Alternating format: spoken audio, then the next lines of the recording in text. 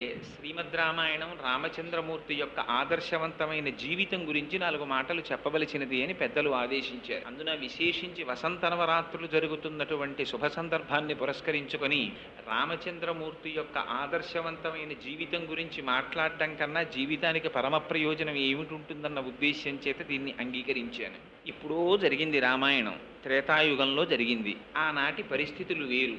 ఎందుచేత అంటే ఆనాడు దశకంఠుడైనటువంటి రావణాసురుడు బ్రహ్మగారి గురించి బ్రహ్మాండమైనటువంటి తపస్సు చేసి అందరిలాగే ఆయన వరాలు అడిగాడు.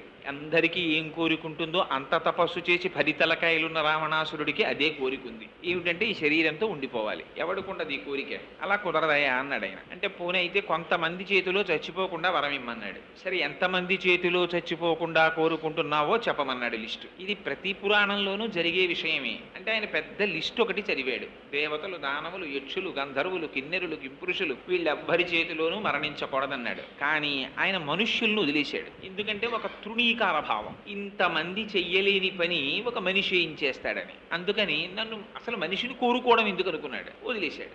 ఆనాటి చులకన భావం అది. అసలు మనిషి అంటే లెక్కలోనికి రానిటువంటి రోజులు. అదిగో అట్లాంటి రోజులలో వచ్చినటువంటి అవతారం రామావతారం. దాని ప్రయోజనం రావణాసురుణ్ణి సంహరించేశాడు. ఇప్పుడు చెప్పుకోవడం ఎందుకు? కలియుగంలో 2003వ సంవత్సరంలో ప్రత్యేకించి రోటరీ క్లబ్ వారి దగ్గరికి వచ్చి, నేను వారికి ఏం తెలియదా, వారందరికన్నా చాలా ఆదర్శవంతమైనటువంటి జీవితాన్ని గడుపుతూ సమాజానికి ఇతోధికంగా సేవ చేస్తున్నటువంటి వారి దగ్గరికి వచ్చి రామచంద్రమూర్తి యొక్క గుణ వైశిష్ట్యాన్ని వర్ణించడం ఏమిటి అంటే, రామాయణం ఎంతకాలం జీవించి ఉంటుందో అంతకాలం మాత్రమే మానవత్వం బ్రతికుంటుంది. అది మనం చాలా జాగ్రత్తగా గుర్తుపెట్టుకోవలసిన విషయం. రామాయణం వాల్మీకి మహర్షి వ్రాశారు, కానీ ఆ తర్వాత విశ్వనాథ సత్యనారాయణ గారి వంటి కవి సామ్రాట్టుల దగ్గర నుంచి రామాయణాన్ని స్పృశించని కవి ఉండడు. ఎందుకు మళ్ళీ రామాయణం రాయడం అంటే, విశ్వనాథ సత్యనారాయణ గారే చెప్పారు, తిన్నా అన్నం ఎందుకు తింటున్నావు? నిన్న తినలా అన్నం, పొద్దున్న తినలా అన్నం, మళ్ళీ సాయంకాలం అన్నం ఎందుకు అంటే, అన్నం లేకపోతే బ్రతకవు కనుక. బాహ్యంలో శరీరం బ్రతకడం కాదు కావలసినది, లోపల మానవత్వం బ్రతకాలంటే రామాయణం జ్ఞాపకం ఉండాలి, రామాయణం వినాలి, రామాయణం చదవాలి, రాముణ్ణి 1కి 10 మార్లు ఆదర్శంగా గుర్తుపెట్టుకోవాలి. రాముడి యొక్క శీలము, రాముని యొక్క ఆ వ్యక్తిత్వము ఎంత కాలము మానవ జాతి స్మరించుకుంటుందో అంతకాలం మానవత్వం బ్రతికుంటుంది. మానవత్వం బ్రతికి లేనినాడు వాడు ఉపాధి చేత మానవుడేమో కానీ వాడికి రాక్షసుడికి తేడా ఉండదు. దానివల్ల సమాజమునకు అంతటికీ కూడా అభద్రతాభావం ఏర్పడుతుంది, ప్రమాదమునకు లోనవుతుంది. అందుచేత రాముని యొక్క దివ్య గుణములను కీర్తించని వారు ఉండరు. అసలు ఆ అవతారమే చాలా విశిష్టమైనటువంటి అవతారం. మిగిలిన అవతారాల్లో ఎప్పుడెప్పుడైనా ప్రపంచానికి మనుగడకి ప్రమాదం ఏర్పడితే సాధారణంగా మీరు ఏ పురాణం జరగండి ఒకటే జరుగుతూ ఉంటుంది. అందరూ బాధపడే వాళ్ళందరూ భూలోకంలో ఉంటారు. వాళ్ళందరి దగ్గరికి భూదేవి వస్తుంది. వచ్చి నన్ను చాలా ఇబ్బంది పెడుతున్నారయా రాక్షసుల పరిపాలనలో అంటుంది. సరే, ఏం చేద్దామని వీళ్ళందరూ కలిసి బ్రహ్మగారి దగ్గరికి ఎడతారు. మొట్టమొదట ఆయన కన్సల్టెంట్ ఫిజిషియన్ లాంటి వాడు. ఆయన దగ్గరికి ఎడితే మొదట వ్యాధి ఏమిటో ఆయన నిర్ణయిస్తాడు, ఆ తరువాత స్పెషలిస్ట్కి రిఫర్ చేస్తారు. బ్రహ్మగారు ఎప్పుడు కూడా ఇది ఉపాయం అని ఆయన చెప్పరు. మీరు కావాలంటే ఏ పురాణం చూడండి, అందులో ఉన్న అంతర్లీనమైన విషయం ఒకటే ఉంటుంది. ఈ బ్రహ్మగారు శివుడు కలిసి అందరూ కలిసి రాక్షస సంహారానికి విష్ణువు దగ్గరికి ఎడతారు. ఆయన స్థితికారుడు, వరాలు ఇవ్వడం బ్రహ్మగారు ఇచ్చేస్తుంటారు. అందరు తపస్సు చేసే వాళ్ళందరూ బ్రహ్మగారి గురించి చేస్తారు. ఇది విచిత్రం. అసలు చేస్తే ఆయన ఎవరిని ఏం కన్సల్ట్ చేయరు. ఆయన హంసవాహనం మీద ఎడతారు. వెడితే ఏం కావాలని అడుగుతారు. ఎప్పుడూ ఒకటే కోరిక అందరిది. మీరు ఏ రాక్షసుడి కథ చదవండి, వాడికి కనపడగానే వాడు ఏమడుగుతాడంటే, నాకు మరణం ఉండకూడదని అడుగుతాడు. అనగానే బ్రహ్మగారు అంటారు, అలా కుదరదయ్యా అంటారు. వచ్చిన జాతస్య హిద్రుహో మృత్యు ధ్రువం జన్మ మృతస్య చ, వచ్చినవాడు వెళ్ళిపోక తప్పదు, ఇంకో విషయం అడుగంటాడు. వాడు అడగడు. వాడు మోక్షం కావాలని అడగడు, భక్తి కావాలని అడగడు. పోనీ వీళ్ళ చేతిలో చచ్చిపోకుండా వరం ఇస్తావా అంటాడు. అలాగే ఇచ్చానంటాడు ఆయన. వీడు సంతోషపడిపోతాడు, ఆయన వెళ్ళిపోతాడు. ఇంతే. ఎక్కడ మీరు ఏ పురాణం జరిగినా ఇదే ఉంటుంది. ఎందుకు అలా రాయడం అంటే, దాని వెనకాతల రహస్యం అంతా ఉంది. ఈయన వెళ్ళిపోయిన తర్వాత వాడికి గర్వం వస్తుంది. వాడు చేసింది తపస్సు, ప్రత్యక్షమైంది బ్రహ్మగారు, పుచ్చుకున్నది వరాలు, వెంటనే గర్వం వచ్చి నన్ను చంపేవాళ్ళు లేడని వాడు నిర్ణయానికి వస్తాడు. వచ్చి ఇంకక్కడి నుంచి అల్లరి ప్రారంభిస్తాడు. మొదట ఎవరి మీద కన్ను పడుతుందంటే, పాపం ఇంద్రుడు ఒక ఆయన దొరుకుతాడు. అందరూ ఆ ఇంద్రుడి మీద కెడతారు. వెళ్ళి ఆ ఇంద్రుడి యొక్క రాజ్యాన్ని వశం చేసుకుంటారు. ఎందుకంటే అది ఇరాక్ లాంటిది. అక్కడ ఆయిల్ ఉందని బుష్ వెళ్ళినట్టే అది అమరావతి. మీకు కథ మారుతుంది, జీవితాలు ఎప్పుడూ అలాగే ఉంటాయి. అందుకని వీడి దగ్గర అస్త్ర సంపద ఉంది కాబట్టి వాడు అమరావతి మీద కెడతాడు. వెళ్ళి ఇంద్రుడిని రావణాసురుడిని రాజ్యభ్రష్టుడిని చేస్తాడు, చేసి ఆక్రమించుకుంటాడు. అప్పుడు భూలోకంలో ఉన్న వాళ్ళకి దేవలోకంలో ఉన్న వాళ్ళు కలుస్తారు. కలిసి వీళ్ళందరూ మొరబెట్టుకుంటారు స్థితికారుడైన శ్రీ మహావిష్ణువుతో, స్వామి నువ్వు ఎప్పుడు వస్తావయ్యా, ఈయన చాలా అల్లరి చేస్తున్నాడు అంటారు. ఆ లిస్ట్ ఏమిటని ఆయన బ్రహ్మగారిని అడుగుతాడు. అడిగితే బ్రహ్మగారు చెప్తారు, ఇదిగో ఏదో ఆయన అడిగాడండి, మనుష్యుడి చేతిలో చచ్చిపోను, పగల చచ్చిపోను, రాత్రి చచ్చిపోను, ఇంట్లో చచ్చిపోను, బయట చచ్చిపోను, గోల్డ్ ఉన్నవాడితో చచ్చిపోను, గోల్డ్ లేని వాడితో చచ్చిపోను, ఇలా ఓ పెద్ద లిస్ట్ అడిగాడు, ఇచ్చానంటాడు. మీరు ఎప్పుడైనా చూడండి విష్ణువు బ్రహ్మగారిని దెబ్బలాడ్డావు, నువ్వు ఎందుకు ఇచ్చావు ఈ వరాలు అసలు అని అడగడం. ఆయన ఎగ్జామ్షన్ ఆలోచిస్తాడు. ఇంట్లో చచ్చిపోకూడదు, బయట చచ్చిపోకూడదు, గడప కదా, పగల చచ్చిపోకూడదు, రాత్రి చచ్చిపోకూడదు, అసుర సంధ్య వేళ కదా, మనిషి చేతిలో చావకూడదు, జంతువుల చేతిలో చావకూడదు, మనిషి జంతువు కాని నృసింహావతారం కదా, ఇన్ని ఆలోచించి ఆయన వస్తారు. వచ్చి ఇన్ని కోరికలు వినివాడు చచ్చిపోతాడు. అది విచిత్రం. దీనికి అవతారాలు వస్తాయి. వీడు ఇంత తపస్సు చేసి సాధించేది ఏమిట్రా అంటే చిట్ట చివరికి ఎవడైనా ఇలాగే పోతుంటాడు. అలాగే రావణాసురుడు పోయాడు. అయితే రామచంద్రమూర్తి అవతారం మాత్రం విచిత్రం. ఎందుకనంటే అసలు ఎవరెళ్ళి అడగలేదు విష్ణువుని, ఓ శ్రీ మహావిష్ణువా నువ్వు వచ్చి మమ్మల్ని రక్షించమని అడిగిన వాళ్ళు లేరు. కేవలంగా దశరథ మహారాజు గారు నాకు కొడుకులు లేరు, కొడుకుని కనాలి అని చెప్పి ఆయనకు ఒక కోరిక కలిగింది. కోరిక కలిగి ఒక పెద్ద అశ్వమేధ యాగం అనేటటువంటి యాగాన్ని మొదలెట్టాడు. యాగాన్ని మొదలెట్టిన తరువాత ఓ పెళ్లికి వెళ్ళామనుకోండి, నలుగురు కలుస్తారు, అందరికీ కామన్ సబ్జెక్ట్ ఏదో దొరుకుతుంది, దాని మీద చర్చ చేస్తారు. అలాగే అక్కడికి వచ్చినటువంటి వాళ్ళందరూ కూర్చుని వాళ్ళందరికీ ఆనాడు పడుతున్నటువంటి బాధల గురించి మాట్లాడుకుంటున్నారు. ఏమిటా బాధ అంటే రావణాసురుడు పెట్టేటటువంటి బాధే. చాలా ఇబ్బంది పెట్టేస్తున్నాడండి. అంటే వాయు అన్నాడు నన్ను గట్టిగా వీచనివ్వట్లేదన్నాడు, సూర్యుడు అన్నాడు నన్ను గట్టిగా ప్రకాశించనివ్వడన్నాడు, నీరంది నన్ను ఇంతకన్నా ప్రవహించకూడదు అంటున్నాడంది. ఇలా ఎవరి బాధలు వాళ్ళు చెప్పుకుంటున్నారు. ఇంతలో బ్రహ్మగారు వచ్చారు పైనుంచి. బ్రహ్మగారంటే ఇంటి పెద్ద. ఆయన్ని చూడగానే అందరూ లేచి నిలబడి నమస్కారం చేశారు. నమస్కారం చేసి ఓ మాట చెప్పారు, భగవంత ప్రసాదేన రావణో నామరాక్షస సర్వాన్నో బాధతే వీర్యఛాసితం తన్న శక్నుమః. స్వామి మీరు వరాలు ఇచ్చారు కదా, రావణాసురుడు మమ్మల్ని చాలా బాధ పెట్టేస్తున్నాడండి అన్నారు. అంటే బ్రహ్మగారు అన్నారు, నాకు తెలిసయ్యా, ఇచ్చింది నేనే కదా వరం, వాడు చాలా బాధ పెడుతున్నాడన్న విషయం కూడా నాకు తెలుసు, కానీ వాడిని నిర్జించడానికి శ్రీ మహావిష్ణువు వస్తారు, కంగారు పడకండి. ఎప్పుడెప్పుడు భాగవతులు బాధపడతారో ఆనాడు భగవానుడు వస్తాడు. అనేంతలో ఏతస్మిన్నంతరే విష్ణు రూపయాతో మహాద్యుతి శంఖచక్ర గదాపాణి పీతవాస జగత్పతి అన్నారు వాల్మీకి మహర్షి. అంతటా ఉన్నవాడే విష్ణువు లేకపోవడం ఉండదు. ఇప్పుడు కూడా ఉన్నాడు ఆయన, ఇదంతటా ఉన్నాడు. ఉన్నవాడే అక్కడ కనపడ్డాడు ప్రకటంగా. కరచరణాదులతో ఆవిర్భవించాడు. ఆవిర్భవించి వరం ఇచ్చాడు. ఏమని వరం? నేను వస్తున్నానయ్యా, వచ్చి హత్వాక్రూరం దురాత్మానం దేవర్షీణాం భయావహం దశవర్ష సహస్రాణి దశవర్ష శతాని చ అన్నాడు. ఆ రాక్షసుడైనటువంటి రావణాసురుణ్ణి నిర్జిస్తాను, తర్వాత 11,000 సంవత్సరములు ఈ భూభారం వహిస్తానన్నారు. ఈమె ఎవరడిగారు? 11,000 సంవత్సరాలు పరిపాలించడం ఎందుకు అంటే, అప్పటికి మనుష్య జాతి ఎన్ని కష్టాలు పడిందంటే రావణాసురుడి పరిపాలనలో అసలు మనిషిగా బ్రతకడం మర్చిపోయారు. మళ్ళీ మనిషి యొక్క ఔన్నత్యం ఏమిటో చెప్పడానికి 11,000 సంవత్సరములు పరిపాలిస్తానన్నాడు. అందుకొచ్చింది రామరాజ్యం. అందుకని 11,000 సంవత్సరములు పరిపాలిస్తానని వరమిచ్చి దశరథ మహారాజు గారికి తాను కుమారుడనై జన్మిస్తున్నానని తనంత తానుగా ఆయన ప్రకటించుకున్నారు. తత పద్మపలాసాక్ష కృత్వాత్మానం చతుర్విధం పితరం రోచయామాస తథా దశరథం నృపం అన్నారు వాల్మీకి మహర్షి బాలకాండలో. నేనే నలుగురిగా వస్తున్నాను అన్నారు. రామ లక్ష్మణ భరత శత్రుఘ్నులు నలుగురు శ్రీ మహావిష్ణువు. నేను దశరథ మహారాజు గారిని తండ్రిగా వరించి వస్తున్నాను అన్నారు. అందుకని ఆయనకి దాశరథి అని పిలిస్తే చాలా సంతోషంట. మనకి రాముడు నేర్పినటువంటి మొట్టమొదటి పాఠం జీవితంలో గుర్తు పెట్టుకోవలసింది ఇది. మనకి ఒక లక్షణం ఉంటుంది, మనకంటే మీ వంటి పెద్దలకి కాదు, నా వంటి వాడిని దృష్టిలో పెట్టుకుని వినండి. తను వృద్ధిలోకి వచ్చాడు అనుకోండి, తన గురించి చెప్తే సంతోషం. తనని కన్నవాడు ఒక ఎలిమెంటరీ స్కూల్ హెడ్ మాస్టర్ గారు అనుకోండి, ఆ తండ్రి గారి పేరు చెప్పడానికి కొంచెం సిగ్గుపడతాడు. బురదలోంచి తామర పువ్వు పుడుతుంది, కానీ బురదలోనే ఉంటుంది. బురదలో ఉండడం గర్వకారణంగా ఫీల్ అవుతుంది తప్ప తన తండ్రి గురించి చెప్పడానికి సిగ్గుపడే వాళ్ళు ఉన్నారు దేశంలో. తన తల్లి గురించి చెప్పుకోవడానికి సిగ్గుపడే వాళ్ళు ఉన్నారు దేశంలో. తన మామగారి పేరు చెప్పడానికి సిగ్గుపడే ఆడబడుచులు ఉన్నారు ఈ దేశంలో. తన అత్తగారి గురించి చెప్పుకోవడానికి సిగ్గుపడే ఆడవాళ్ళు ఉన్నారు ఈ దేశంలో. రామాయణం చదివితే ఈ సిగ్గు పోతుంది. తను మనిషి పుట్టినందుకు తనని తాను ఎలా 10 మందిలో చెప్పుకోవాలో అర్థం అవుతుంది. తన తండ్రి గురించి ముందు చెప్పుకున్నాడు దాశరథి అని. అందుకే రామదాసు గారు దాశరథి శతకం రాస్తే పద్యాలు రాసిన వాటికి మకుటం దొరకదండి, ఇంకొక మకుటం పెట్టలా. దాశరథి కరుణాపయోనిధి అని పిలిచారు. దశరథ మహారాజు గారి కుమారుడా అని పిలిస్తే ఆయన ఉలిక్కి పడి చూస్తాట. ఆ తండ్రి పేరు చెప్తే అంత ఇష్టం. ఎందుకని? రాముడికి ఇష్టమని కాదు అక్కడ అర్థం.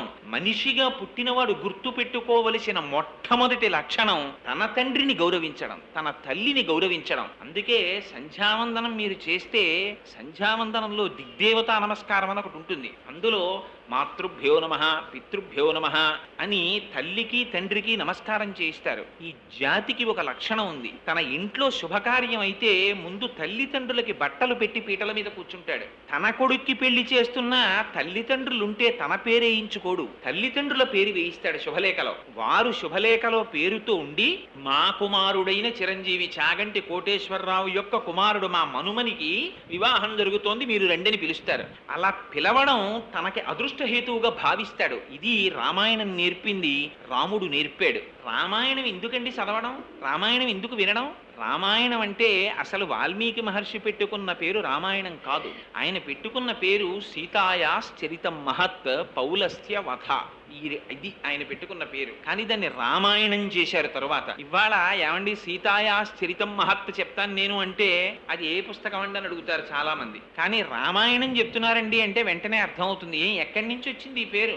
ఆయనము అంటే కదలిక అని అర్థం. కాలం రెండుగా కదులుతుంది. అదే ఉత్తరాయణము దక్షిణాయనము అని మనం పిలుస్తూ ఉంటాం.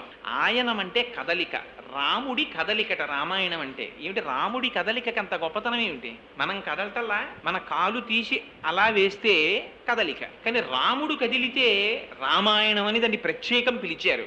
అలా పిలవడం ఎందుకు? రాముడి కదలికలో ఒక గొప్పతనం ఉంది. మన కదలిక లాంటి కదలిక కాదు రాముడి కదలిక. రాముడు ఒక కాలు తీసి వేస్తే సత్యం, ఇంకొక కాలు తీసి వేస్తే ధర్మం. సత్యాన్ని ధర్మాన్ని రెండు పాదములుగా పెట్టుకుని నడిచాడు ఆయన. ప్రతి మనిషి ఇలా నడవాలనేటటువంటిది రాముని యొక్క జీవితంలో ఉన్న సందేశం. అందుకే రాముడికి మిగిలిన వాటితో సంబంధం ఉండదు. రాముడికి కావలసింది జీవితంలో ఎప్పుడూ సత్యము ధర్మమే. ఇది ఎక్కడ ప్రారంభమైందో తెలుసా అండి విచిత్రం? బాలకాండలో దశరథ మహారాజు గారు కూర్చుని కొడుక్కి పెళ్లి చేయాలని ఆయనకు ఆలోచన వచ్చింది. ఆలోచన వచ్చి మంత్రులతోటి దగ్గర ఉన్నటువంటి ఋషులతోటి వశిష్ఠ మహర్షితోటి మాట్లాడుతూ ఒక మాట అన్నారు. నాకు పిల్లలు పుట్టారు, 9 కుమారులు, వాళ్ళకి యుక్త వయస్సు వచ్చింది, వివాహం చేద్దాం అనుకుంటున్నాను అన్నారు. ఇలా ఆయన అన్నారు. తస్య చింతయమానస్య మంత్రి మధ్యే మహాత్మనః అభ్యాగచ్చన్ మహాతేజ విశ్వామిత్రో మహారుషి అన్నారు వాల్మీకి. ఇలా అనుకున్నారయ్యా పెళ్లి చేద్దామని, విశ్వామిత్రుడు వచ్చాడన్నారు. వెంటనే అక్కడ ద్వారపాలకులు పరిగెత్తుకొచ్చి మహాప్రభో విశ్వామిత్రుడు వచ్చాడన్నారు. విశ్వామిత్రుడు అంటే అప్పటి వరకు కోపానికి ప్రతీక, శాపానికి ప్రతీక. భయపడి దశరథ మహారాజు గారు పరిగెత్తుకుంటూ వెళ్ళారు, పాదోదకం ఇచ్చారు, తీసుకొచ్చారు, ఉచితాసనం మీద కూర్చోబెట్టారు. అసలు అడగల విశ్వామిత్రుడు ఏమీ నోరు విప్పి. ఈయనకే భయం లోపల. కోపిష్టివాడు ఎవరైనా ఇంటికి వచ్చాడు అనుకోండి ఏమంటాడో అని ముందు ఈయనే మాట్లాడేశారు. మీరు రావడమే చాలా గొప్పండి, మీరు వచ్చారు, ఎంత అదృష్టం మాకు, మీకు ఉచితాసనం బాగుందా, మీకు ఏం కావాలి, మీకు ఏం కావాలంటే అది ఇచ్చేస్తాను, మీకు ఏం కావాలో చెప్పండి, మీకు సేవ చెయ్యడమే నా జన్మకి గొప్ప అదృష్టం అన్నాడు. అన్నీ విని ఆయన అన్నాడు, అబ్బా ఎందుకంటే అన్ని విషయాలు చెప్తున్నారు. అహం వేద్మి మహాత్మానం రామం సత్యపరాక్రమం వశిష్ఠోపి మహాతేజ ఏచే మే తపసి స్థితాః అన్నాడు. ఒక సామాన్యుడు మాట్లాడడానికి ఒక ఋషి మాట్లాడడానికి ఎంత తేడా ఉంటుందో చూడండి. నాకు విషయం తెలుసయ్యా, రాముడు గొప్ప సత్యవాది, ధర్మాత్ముడు, సాక్షాత్తు పరబ్రహ్మం. ఇది నేను చెప్పడం కాదు, వశిష్ఠాదులకి కూడా తెలిసి విషయం అన్న. ఈ విషయం అంటే సంతోషించాలా దశరథ మహారాజు గారు, ఉలిక్కి పడాలా? ఆయన ఉలిక్కి పడ్డాడు. కొంపతీసి రాముణ్ణి పొగుడుతున్నాడు ఏమిటి, ఆయన్ని కానీ ఇమ్మంటాడా ఏమిటని. ఎందుకంటే ఆయనకి పుత్రవాత్సల్యం, కొడుకుని ఇమ్మంటాడేమోనని భయం. అందుకని ఆయన అన్నాడు, ఇవ్వను అని ముందే చెప్తే ఇప్పటిదాకా ఇస్తానన్నామంటాడేమోనని. ఊనషోడశ వర్షో మే రామో రాజీవలోచన నయుద్ధ యోగ్యత మస్య పశ్యామి సహరాక్షసై అన్నాడు. యాగం చేస్తున్నానయ్యా, దాన్ని రక్షించడానికి మీ పిల్లలిద్దరినీ పంపిస్తా ఏమిటన్నాడు ఆయన. ఇప్పటి వరకు ఏం కోరితే ఇస్తానన్నాడు దశరథ మహారాజు గారు. తీరా రామలక్ష్మణులు నిమ్మంటే ఇవ్వను అంటే విశ్వామిత్రుడు చెప్పిస్తాడేమోనని చిన్న శ్లేష మొదలెట్టాడు అందులో. ఊనషోడశ వర్షో మే రామో రాజీవలోచన.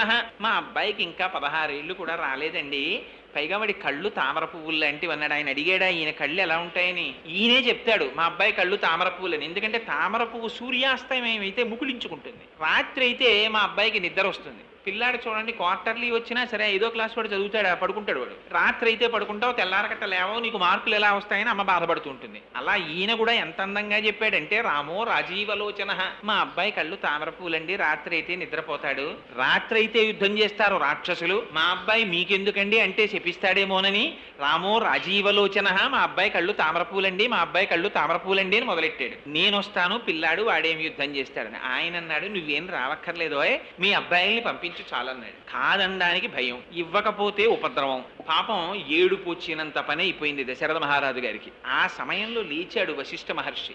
లేచి ఉన్న మాట చెప్పేశాడు. ఏమనుకుంటున్నావోయ్, విశ్వామిత్రుడంటే సామాన్యుడు కాడు, ధనుర్వేదం అంతా తెలుసు. నా మాట విని దశరథ రాముణ్ణి పంపించు అన్నాడు. వెంటనే సపుత్రమూర్ధ్యుపాఘ్రాయ రాజా దశరథ ప్రియం దదౌ కుశికపుత్రాయ సప్రీతేన అంతరాత్మన. రామాయణం అంతా ధర్మమేనండి. బ్రహ్మస్థానమునందు ముద్దు పెట్టుకున్నట్టే. ఒక వయసు వచ్చినటువంటి పిల్లల్ని ఎక్కడ పడితే అక్కడ ముద్దు పెట్టుకోకూడదు. అందుకని బ్రహ్మస్థానమునందు ముద్దు పెట్టుకుని పంపించట. పంపిస్తే తీసుకెళ్ళాడు. రాముడు నాన్నగారు నన్ను ఎందుకు పంపిస్తున్నారండి అని అడగలేదు. లక్ష్మణుడు రాముణ్ణి అనుసరించి వెళ్ళిపోయాడు. విశ్వామిత్రుడు రండి నా వెంట అన్నాడు. రండి నా వెంట అన్నప్పుడు రథం ఎక్కడమో కారు తీసుకురావడమో ఇలాంటివి ఉండవు. మహర్షుల వెనకాతలు వెళ్ళేటప్పుడు ఆయన వచ్చారు, వెనకాతలు వెళ్ళిపోవడమే. పదండి పిల్లలు అన్నాడు విశ్వామిత్రుడు. బయలుదేరారు వెనకాతల. ముందు ఆయన నడుస్తున్నాడు, వెనక పిల్లలు నడుస్తున్నారు. ఎంతసేపు నడిచారో తెలుసా అండి? 12 మైళ్ళ దూరం ఆపకుండా నడిపించేశాడు. 12 మైళ్ళు నడిచేటప్పుడు కూడా ఎక్కడా లక్ష్మణుడు రాముడిని అడగలేదు, రాముడు విశ్వామిత్రుడిని అడగలేదు. ఏమండి ఎక్కడికి ఎడుతున్నామండి మనం, ఎందుకు ఇంత దూరం నడిపిస్తున్నారు, మనం ఏ ఊరెడుతున్నామని కూడా వాళ్ళు అడగలేదు. 12 మైళ్ళు పుత్రకామేష్టి చేస్తే 60,000 సంవత్సరముల వయస్సు కలిగిన దశరథ మహారాజు గారికి పుట్టి ఎండకన్నెరుగునటువంటి జీవితాన్ని కడికి హంసతూలికా తల్పముల మీద పడుకున్న రామచంద్రమూర్తి ఎంతటి ధర్మ నిష్ఠాగరిష్ఠుడంటే, ఎదురుగుండా మహర్షి నడుస్తున్నారు, అంతే పరమ ప్రయోజనం. ఆయన వెనకాతల నడిచి వెళ్ళిపోయారు. వెళ్ళిపోతే చీకటి పడింది. పిల్లల వంక చూశాడు విశ్వామిత్రుడు. చూసి అలసట చెంది ఉన్నారు. ఆపాడు. ఆపి రామ గృహాణవత్స సలిలం మా భూత్కాలస్య పర్యతః, నీకు మంత్రోపదేశం చేస్తానోయ్, ఆచమనం చెయ్యన్నాడు. ఏమిటా మంత్రాలు? మంత్రగ్రామం గృహాణత్వం బలామతిబలాంస్తథ అన్నారు వాల్మీకి మహర్షి. అవి ఏకంగా మంత్రముల యొక్క సమూహములట. ఆ మంత్రాలు ఉపదేశం పొందితే ఏమవుతుంది అంటే, నచ సుప్తం ప్రమత్తం వా దర్శయిర్షంతి నైరుతాహ అన్నారు. అసలు ఆకలి ఉండదు, దాహం ఉండదు, అలసట ఉండదు, రాక్షసులు నిర్జించలేరు, అటువంటి బలం పొందుతావు. అందుకని ఈ మంత్రాల్ని నీకు ఉపదేశిస్తున్నాను అన్నారు. ఆ మంత్రాల్ని ఉపదేశం పొందాడు. తాను లక్ష్మణుడికి ఉపదేశించాడు. గడ్డి తీసుకొచ్చి నేల మీద వేసి దీని మీద 2 పిల్లలు కలిసి పడుకోండి అన్నాడు విశ్వామిత్రుడు. 2 పిల్లలు రాముడు లక్ష్మణుడు కలిసి పడుకున్నారు. ఎలా పడుకున్నారంటే, ఏమిటో హంసతూలికా తల్పాలు అలవాటైపోయి బొత్తిగా తీసుకొచ్చి ఇలా గడ్డి మీద పడుకోబెట్టాడండి. మమ్మల్ని నిద్ర పట్టక అటు ఇటు దుర్లుతూ పడుకోలేదుట. ఇవాళ మహర్షి యొక్క సన్నిధానంలో పడుకునేటటువంటి అదృష్టం మాకు కలిగిందని ఆ రాత్రి అత్యంత సౌఖ్యంగా నిద్రపోయేట.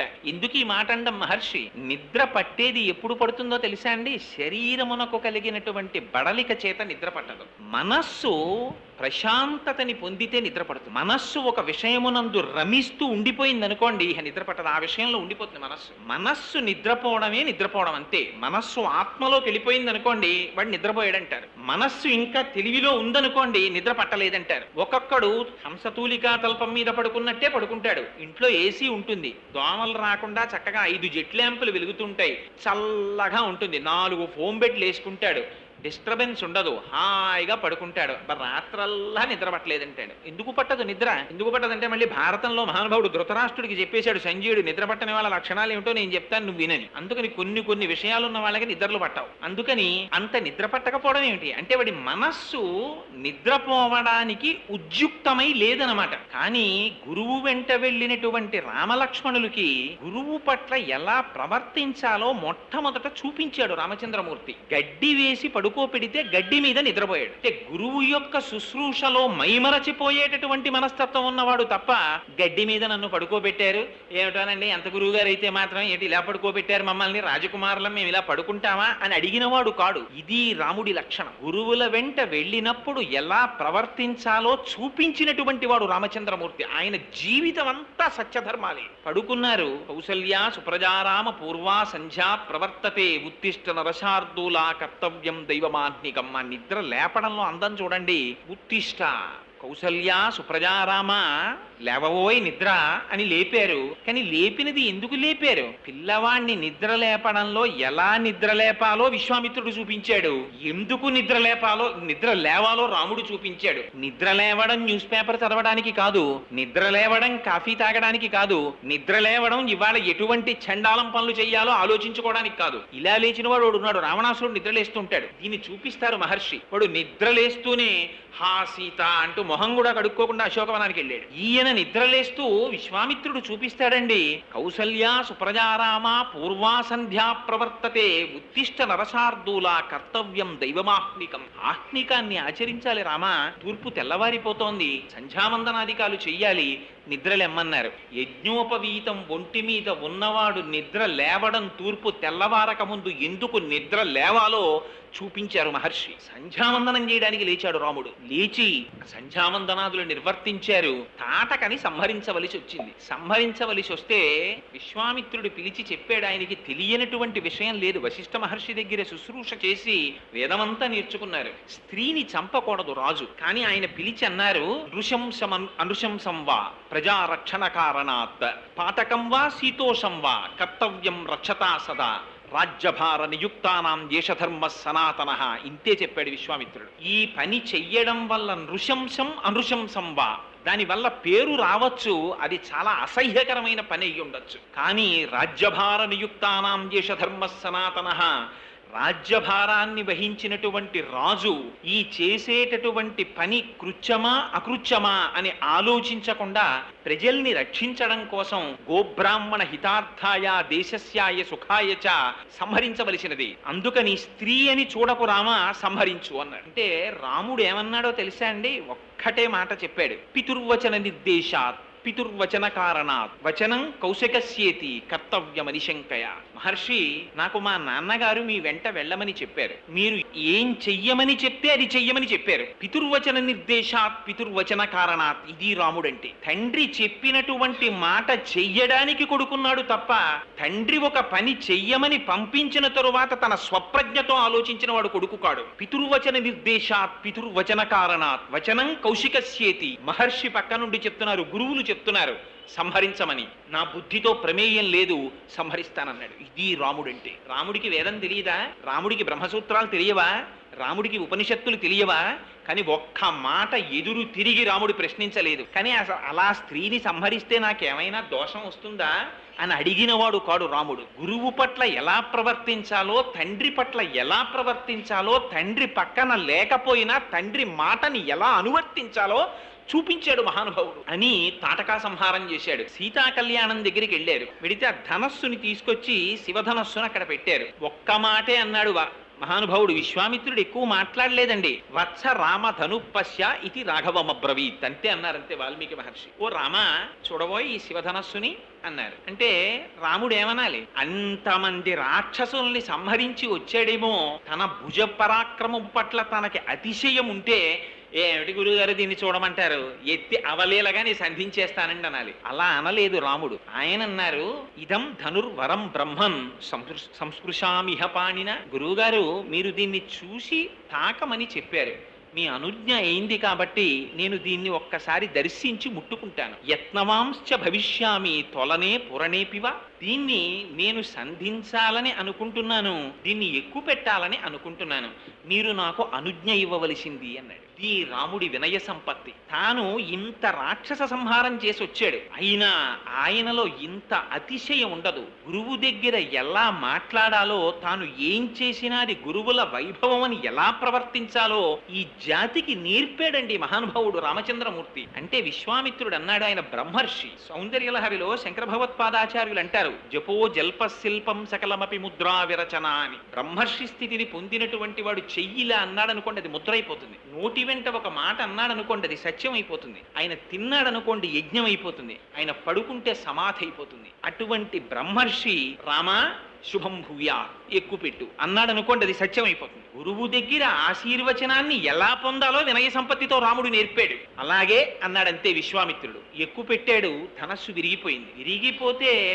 ఆశ్చర్యకరమైన విషయం ఏమిటంటే మిగిలిన కవులు ఎలా వర్ణించారంటే సీతాస్వయంవరం జరుగుతోంది, ఏదో ధనస్సు విరిచేశాడు, వెంటనే సీతమ్మ తెచ్చి రాముడి మెళ్ళలో దండ వేసేసిందని చెప్తారు. వాల్మీకి మహర్షి అలా చెప్పలేదండి బాలకాండలో. ధనస్సుని విరిచేయగానే జనక మహారాజు గారు సింహాసనం మించి లేచి ఒక అద్భుతమైన మాట అన్నాడు. అత్యద్భుతమచింత్యంచ అతర్కితమిదం యా. ఏమి పరాక్రమం అయ్యా రాముడిది, ఎవరు శివధనస్సుని ఎక్కువ పెడతారో వాళ్ళకి పిల్లనిస్తానని మాటనిచ్చాను, అందుకని నా కూతుర్ని రాముడికి ఇస్తాను, కానీ ఈ మాట దశరథ మహారాజు గారికి కబురు చేస్తానన్నాడు. ఇది మనం నేర్చుకోవలసిన విషయం. తాను ఎంత గొప్పవాడు కానివ్వండి, తాను ఎంత చదువు చదవనివ్వండి, తను ఎంత పెద్ద ఉద్యోగంలోకి వెళ్ళనివ్వండి, తన భార్యని తానించుకున్న నాడు, తన భర్తని తానించుకున్న నాడు వాడు మళ్ళీ ఎల్కేజీకి వచ్చేసినట్టు లెక్క. ఎందుచేత ఎంత స్థితికి వెళ్ళినప్పటికీ తన తల్లిని, తన తండ్రిని, తన గురువుని జ్ఞాపకానికి తెచ్చుకున్నవాడు, ఒక్కొక్క మెట్టు ఎక్కుతున్నవాడు 99 మెట్లెక్కి నాచు మెట్టు మీద కాలు వేసి జారిపోయిన వాడితో సమానం. తండ్రి గౌరవాన్ని నిలబెట్టాడు రామచంద్రమూర్తి. జనకుడు దశరథ మహారాజు గారి ప్రతిష్టని నిలబెట్టాడు. తండ్రికి కబురు చేశారు. ఆ దశరథ మహారాజు గారు వచ్చారు. వచ్చి ఏమి మాట్లాడుకున్నారో తెలుసా అండి? దశరథ మహారాజు గారు, జనక మహారాజు గారు ఇద్దరు సింహాసనాల మీద కూర్చుని, ఏమండి మీకెంత రాజ్యం ఉంది, మీకెంత రాజ్యం ఉంది, మీ కోశాగారంలో ఎంత డబ్బు ఉంది, మీ కోశాగారంలో ఎంత డబ్బు ఉంది, మీకు పిల్లలెందరు, మాకు పిల్లలెందరు, ఇవి మాట్లాడుకోలేదు. అసలు వాళ్ళిద్దరూ మాట్లాడుకోలా, పురోహితులు మాట్లాడారు. ఎందుకంటే ఆశ్చర్యం ఏమిటంటే పురోహితుడు అన్నవాడు అబద్ధం ఆడకూడదు. ఎంత ఋషులో చూడండి, యువతల పక్కన విశ్వామిత్రుడున్నాడు, వశిష్ఠుడున్నాడు, అటుపక్కన సాక్షాత్తుగా శతానందుల వారు ఉన్నారు, గౌతమ మహర్షి యొక్క కుమారుడు. ఆయన జనక మహర్షి వంశాన్ని చెప్పారు, ఈయన దశరథ మహారాజు గారి వంశం చెప్పారు.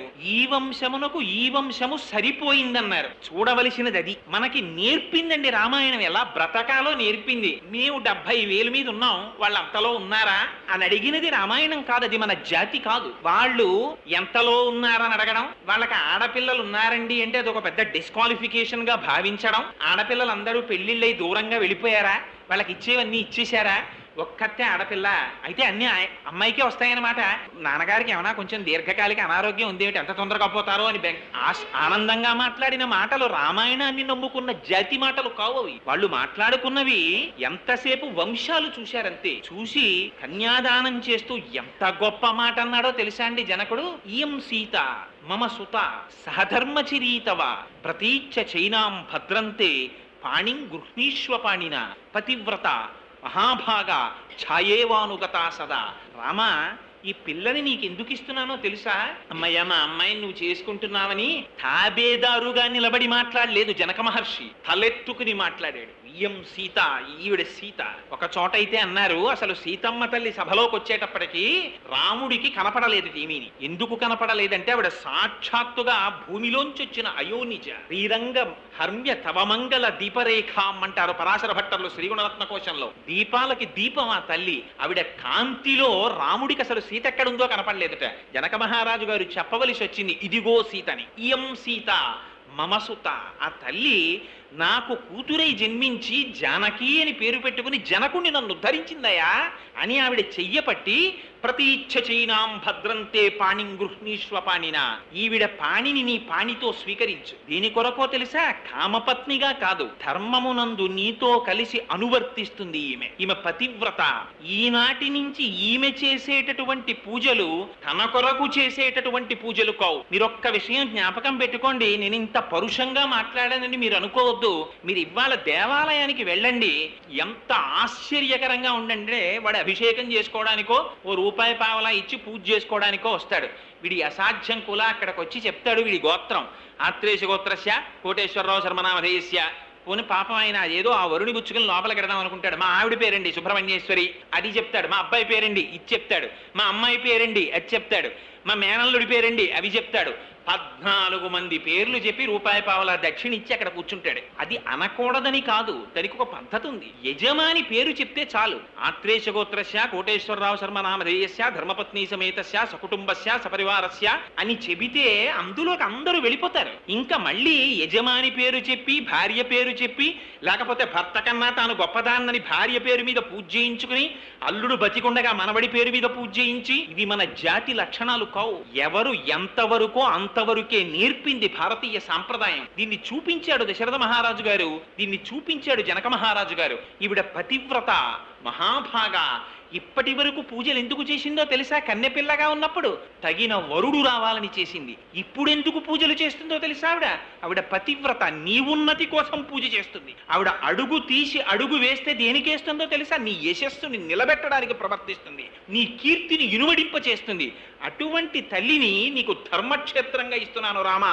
ఎంత పదిలంగా కాపాడుకుంటావో. భారతీయ ధర్మం రామాయణం నేర్పిందండి భార్యను ఎలా చూసుకోవాలో. భార్యని చిట్ట చివర వాల్మీకి మహర్షి అంటారు, పతివ్రత మహాభాగా ఛాయేవానుగతా సదా.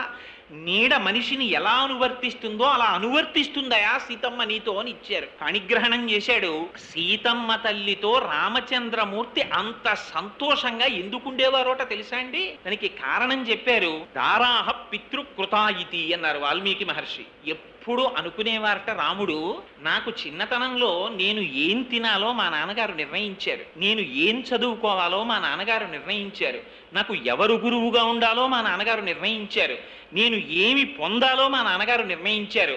అటువంటి వారు నా జీవితం పండించుకోవడానికి ఎటువంటి వ్యక్తి నాకు సహధర్మచారిణిగా రావాలో వారికి తెలియదా? అటువంటి తండ్రి చేత నిర్ణయింపబడిన కాంత ఈమె అని దారాహ పితృకృతాయితి. మా తండ్రి అయిన దశరథ మహారాజు గారి చేత నిర్ణయింపబడిన యోగ్యురాలైన భార్య అని గౌరవించారట సీతమ్మ తల్లిని. భార్యని గౌరవించడానికి హేతువు ఏదో రామాయణం నేర్పింది. తన తండ్రి చేత నిర్ణయింపబడినటువంటి వివాహం. ఇవాళ మన జాతి ఎంత దౌర్భాగ్యానికి వెళ్ళిపోయిందంటే, వీడే పెళ్లి కార్డు వేసుకుంటాడు, తల్లి తండ్రి లేని అనాథ వేసుకున్నట్టు. ఐ ఇన్వైట్ ఏమిటి అంటే వీరికి ఎవరు లేరా? అది కూడా సైడ్ హెడ్డింగ్లే. పోనీ ఆ పిలవడంలో కూడా ఏతత్ శుభముహూర్తమునకు పెద్దలు నిశ్చయించినారు కాన తామెల్లరూ విచ్చేసి మదర్పిత చందన తాంబూలాది సత్కారములను స్వీకరించి మమ్మ ఆనందింపచేయ ప్రార్థన, గౌరవంగా పిలవడం. అది లేదు ఇప్పుడు. సుముహూర్తం 7 గంటల 2 నిమిషాలు మే 13, వేదిక ఫలానా చోటు, విందు నా బొంద, ఏదో ఫలానా చోటుకి అడుక్కు తినేవాళ్ళ నువ్వు వస్తే మేము పెడతాం. ఆ వచ్చిన వాడు అక్షతలు వెయ్యక్కర్లేదు. వాడు ఎందుకు వస్తాడంటే బఫేకి వస్తాడు. రాగానే వాడి చేతిలో పళ్ళెం పెడతారు. వాడు అన్నార్తితో వచ్చిన వాళ్ళ పళ్ళెం అందుకుని అక్కడ పెట్టేటటువంటి వాడి దగ్గరికి వెడితే వాడు 2 చేతులతో సవ్యసాచిలా ఈ చేత్తో పప్పు, ఈ ఎడం చేత్తో అన్నం వాడి విస్తట్లో ఇలా పారేస్తాడు పళ్ళెంలో. అది అట్టుకుని వాడి చెప్పులతో మూల నిలబడి అది ఇది కలుపుకు తింటూ ఉంటాడు. మళ్ళీ వాడికి ఆకలేస్తే మళ్ళీ ఏ పదార్థం ఎక్కడ పెడుతున్నారో అక్కడికి వెళ్ళి నిలబడతాడు. మళ్ళీ వాడికి వేస్తారు, వాడు తెచ్చుకు తింటాడు. ఇది శుభలేఖ అలా అయింది. కానీ ఆనాడు జరిగినటువంటి వివాహాలు, ఆనాడు జరిగినటువంటి సాంప్రదాయాలు అటువంటివి కావు. ఎంత గౌరవంగా ప్రవర్తించాలో నేర్పింది రామాయణం, నేర్పాడు రామచంద్రమూర్తి. అందుకని దారాహ పితృకృత, ఇది మా నాన్నగారు చేసిన పెళ్ళయ్య, మా నాన్నగారు ఇచ్చినటువంటి భార్య అని గౌరవించాట భార్యని, సీతమ్మ తల్లిని. అయితే తండ్రి గారు నిర్ణయించినంత మాత్రము చేత గౌరవింపబడినది కాదుట, మామగారు చేసిన నిర్ణయం సక్రమమైనదే అని నిరూపించిందిట సీతమ్మ. ఎలా నిరూపించింది అంటే గుణాక్షాపి అన్నారు వాల్మీకి మహర్షి. తన గుణముల చేత, తన ప్రవర్తన చేత రామునికి యోగ్యమైన ఇల్లాలిని అని నిరూపించిందిట సీతమ్మ. అలా సీతారాములంటే ఇద్దరూ కలిసి నడిచారట. ఆశ్చర్యం ఏమిటో తెలుసా అండి? రాముడికి సర్వకాలముల యందు కావలసినది ధర్మమే. హాయిగా వైవాహిక జీవితాన్ని గడుపుతున్నాడు ఆయన. ఎప్పుడూ తండ్రి గారిని ఏమీ అడగలేదు. ఒకనాడు దశరథ మహారాజు గారు తొందరపడిపోయి తనంత తాను ముహూర్తాలు పెట్టేసుకుంటుంటాడు. ఆయనకు అదో అలవాటు దశరథుడికి. ఒకనాడు సభ తీర్చాడు. సభికులందరూ కూర్చున్నారు. కూర్చున్న తర్వాత వాళ్ళందరినీ పిలిచాడు. పిలిచి చైత్ర శ్రీమాన్ అయం మాస పుణ్య పుష్పితకానన యవ్వరాజ్యాయ రామస్య సర్వం మే ఉపకల్ప్యతాం. ఇది చైత్రమాసం. చాలా శుభప్రదమైనటువంటి మాసం. అందుకని మా అబ్బాయి రామచంద్రమూర్తికి యవ్వరాజ్య పట్టాభిషేకం చేద్దాం అనుకుంటున్నాను. నాకు ఈ మధ్య పీడకలలు వస్తున్నాయి. ఆ పీడకలలు వస్తే ఎక్కువ కాలం జీవించడం చెప్తారు. అటువంటి దుర్నిమిత్తాలు కనపడుతున్నాయి. యోగ్యుడైన కుమారుడు ఉన్నాడు కనుక వాడికి యవ్వరాజ్య పట్టాభిషేకం చేసేద్దామని అనుకుంటున్నాను. మీ అందరికీ మనస్సుల్లో ఉన్న మాట నిష్కర్షగా చెప్పండి అన్నాడు. ఇది ధర్మం అంటే. తనకి పెద్ద కుమారుడని పట్టాభిషేకం చేయలా, రాముడికి అటువంటి యోగ్యత ఉన్నదో లేదో సభికుల్ని అడిగాడు దశరథ మహారాజు గారు. వాళ్ళన్నారు, అలా అడగగానే యవ్వరాజ్యాయ రామస్య సర్వం మేవ ఉపకల్ప్యతాం అంటే ఇచ్ఛామోహి మహాబాహుం రఘువీరం మహాబలం గజేన మహతాయాంతం రామం ఛత్రవ్రతాననం అయోధ్యకాండ. వాళ్ళన్నారు, ఇంకా ఎప్పుడో చేస్తానంటామేమిటయా దశరథ మహారాజా, ఎప్పుడెప్పుడు నీ కొడుకు ఏనుగు మీద అంబారీలో ఊరేగుతాడా అని మేము ఎదురు చూస్తున్నాం, తొందరగా చేయవయ్యా పట్టాభిషేకం అన్నారు. అంటే దశరథుడు వెంటనే ఒప్పేసుకున్నారని చెప్పేసి సంతోషంగా లేచి వెళ్ళిపోలేదండి. ఆయన అన్నాడు, ఒరే మిమ్మల్ని నేను 60,000 సంవత్సరాలు పరిపాలించాను, మిమ్మల్ని కన్నబిడ్డల్లా చూశానురా, ఇన్నాళ్ళు పరిపాలించి ఇప్పుడు రాముడికి యవరాజ్య పట్టాభిషేకం చేస్తానంటే చేసేయి అని తొందరపడిపోతున్నారు.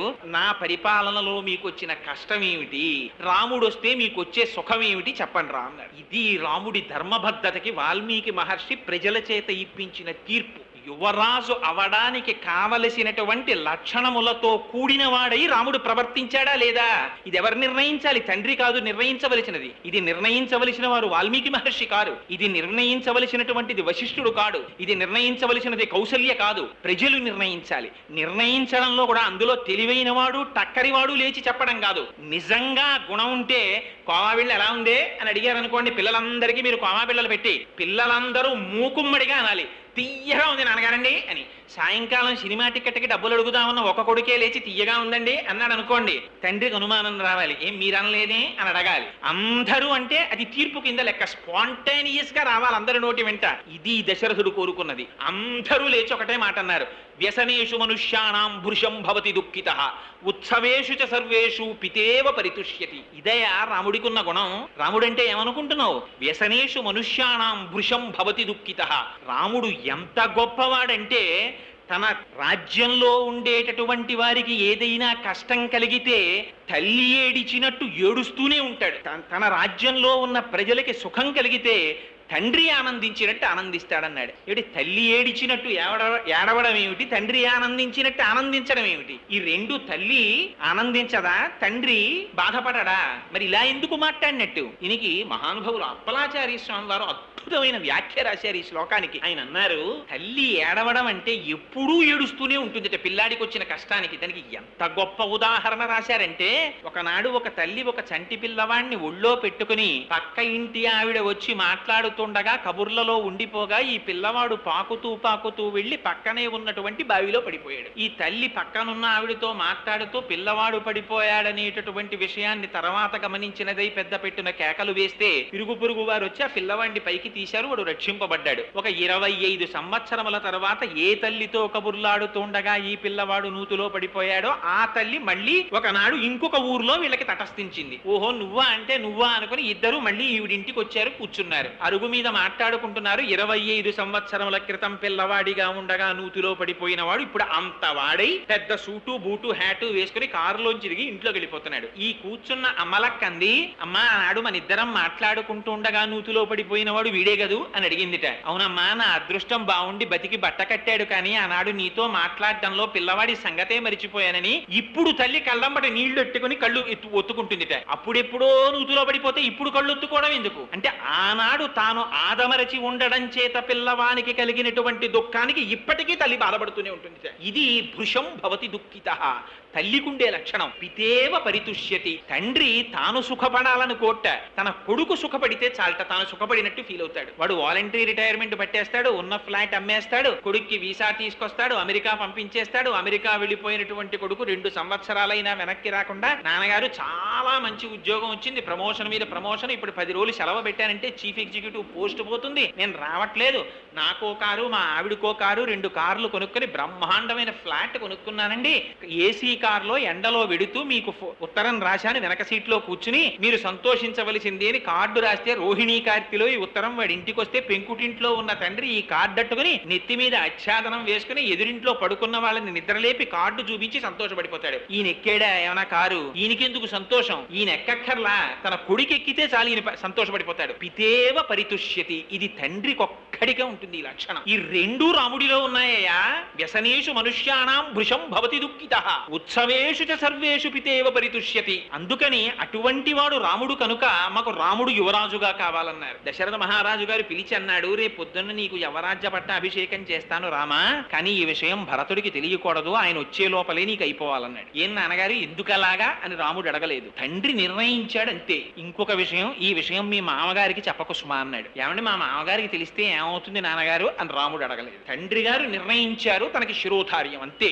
ఎప్పుడు చెప్పాడు ఈ మాట? పితుర్వచన నిర్దేశాత్ పితుర్వచన కారణాత్. తండ్రి ఏం చెప్తే అది చేయడానికి కొడుకు అంతే రాముడి దృష్టిలో. ఆయన అడగలేదు. రాత్రి ఉపవాసం చేసి రేపు పొద్దున్న రా అన్నాడు. రాత్రి వెళ్ళాడు, భార్యతో కలిసి ఉపవాసం చేసి పూజా మందిరంలో పడుకున్నాడు. మరునాడు ఉదయం లేచాడు. రామాయణం ఎంత ధర్మం అంటే, శుభకార్యం మీద భర్త వెడుతుంటే భార్య భర్తతో పాటు గడప దాటి బయటికి వచ్చి సాగనంపకూడదు, ఆ కార్యం నెరవేరదు శుభకార్యం. అందుకని సీతమ్మ తల్లి గడప దాటి బయటికి రాకుండా గడప లోపల ఉండి రాముణ్ణి సాగనంపింది. సాగనంపితే రామచంద్రమూర్తి వచ్చారు. మొదలు నరికేసిన చెట్టులా పడిపోయి ఉన్నాడు హంసతులికా తల్పం మీద దశరథ మహారాజు గారు. కైకేయి ఒక్కతే కూర్చుని ఉంది. అమ్మా నాన్నగారు యవ్వరాజ్య పట్టాభిషేకం చేస్తానన్నారు, తండ్రి గారికి నమస్కారం చెయ్యాలనుకుంటున్నారు, ఏరమ్మా అని అడిగింది. అడిగితే ఆవిడంది, లేదోయ్ రాత్రి 2 వరాలు అడిగాను మీ నాన్నగారిని, ఆ వరాలు విన్నప్పటి నుంచి ఇలా పడిపోయాడు మీ నాయన.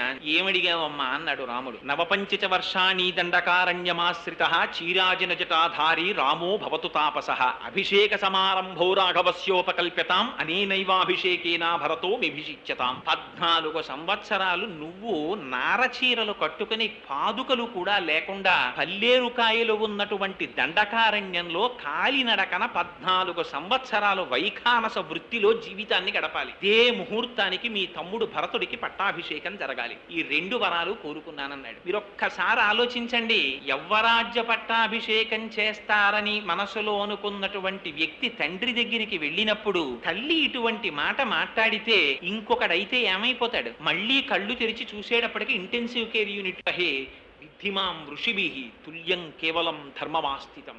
అంతే రాముడు అన్నది. అమ్మా నన్ను ఇంతేనా అమ్మా నీకు తెలుసున్నది? మా అమ్మ కౌసల్య నన్ను ఎలా పెంచిందో నువ్వు అలా పెంచావు కదమ్మా, నాకేం కావాలి? నేను ఋషి లాంటివాణ్ణి, నాకు నాన్నగారి మాట నెరవేర్చడం ఒకటే కావాలి. నాన్నగారు రాజ్యం పట్టం కట్టుకోమంటే నిన్నటి రోజున ఎందుకని నేను అడగలేదు. ఇవాళ నాన్నగారు అరణ్యవాసం చేయమంటే అలాగే వెళ్ళిపోతాను, చాలా సంతోషంగా వెళ్ళిపోతాను. ఒక్కసారి మా అమ్మకి నమస్కారం చేసి వెళ్ళిపోతాను. కానీ అమ్మా నేను ఒక్క విషయం అడుగుతున్నాను, ఏమనుకోకు. నన్ను 14 ఏళ్ళు అరణ్యవాసానికి పంపించడానికి, భరతుడికి పట్టాభిషేకం చెయ్యడానికి నాన్నగారిని నువ్వు 2 వరాలు అడిగావా? ఎందుకమ్మా అడగడం? నువ్వు పిలిచి రామా 14 ఏళ్ళు అరణ్యవాసానికి వెళ్ళిపో అంటే నేను వెళ్ళిపోనమ్మా, దీనికి 2 వరాలు అడగడం ఎందుకమ్మా? ఇప్పుడే బయలుదేరుతున్నాను, కానీ అమ్మ ఒక్కసారి నాన్నగారి కాళ్ళకి నీ కాళ్ళకి నమస్కారం చేస్తానమ్మా అన్నాడు. అని నాన్నగారు ఏమమ్మా మాట్లాడకుండా అలా ఉన్నారు, నా వల్ల ఏమన్నా తప్పు జరిగిందా?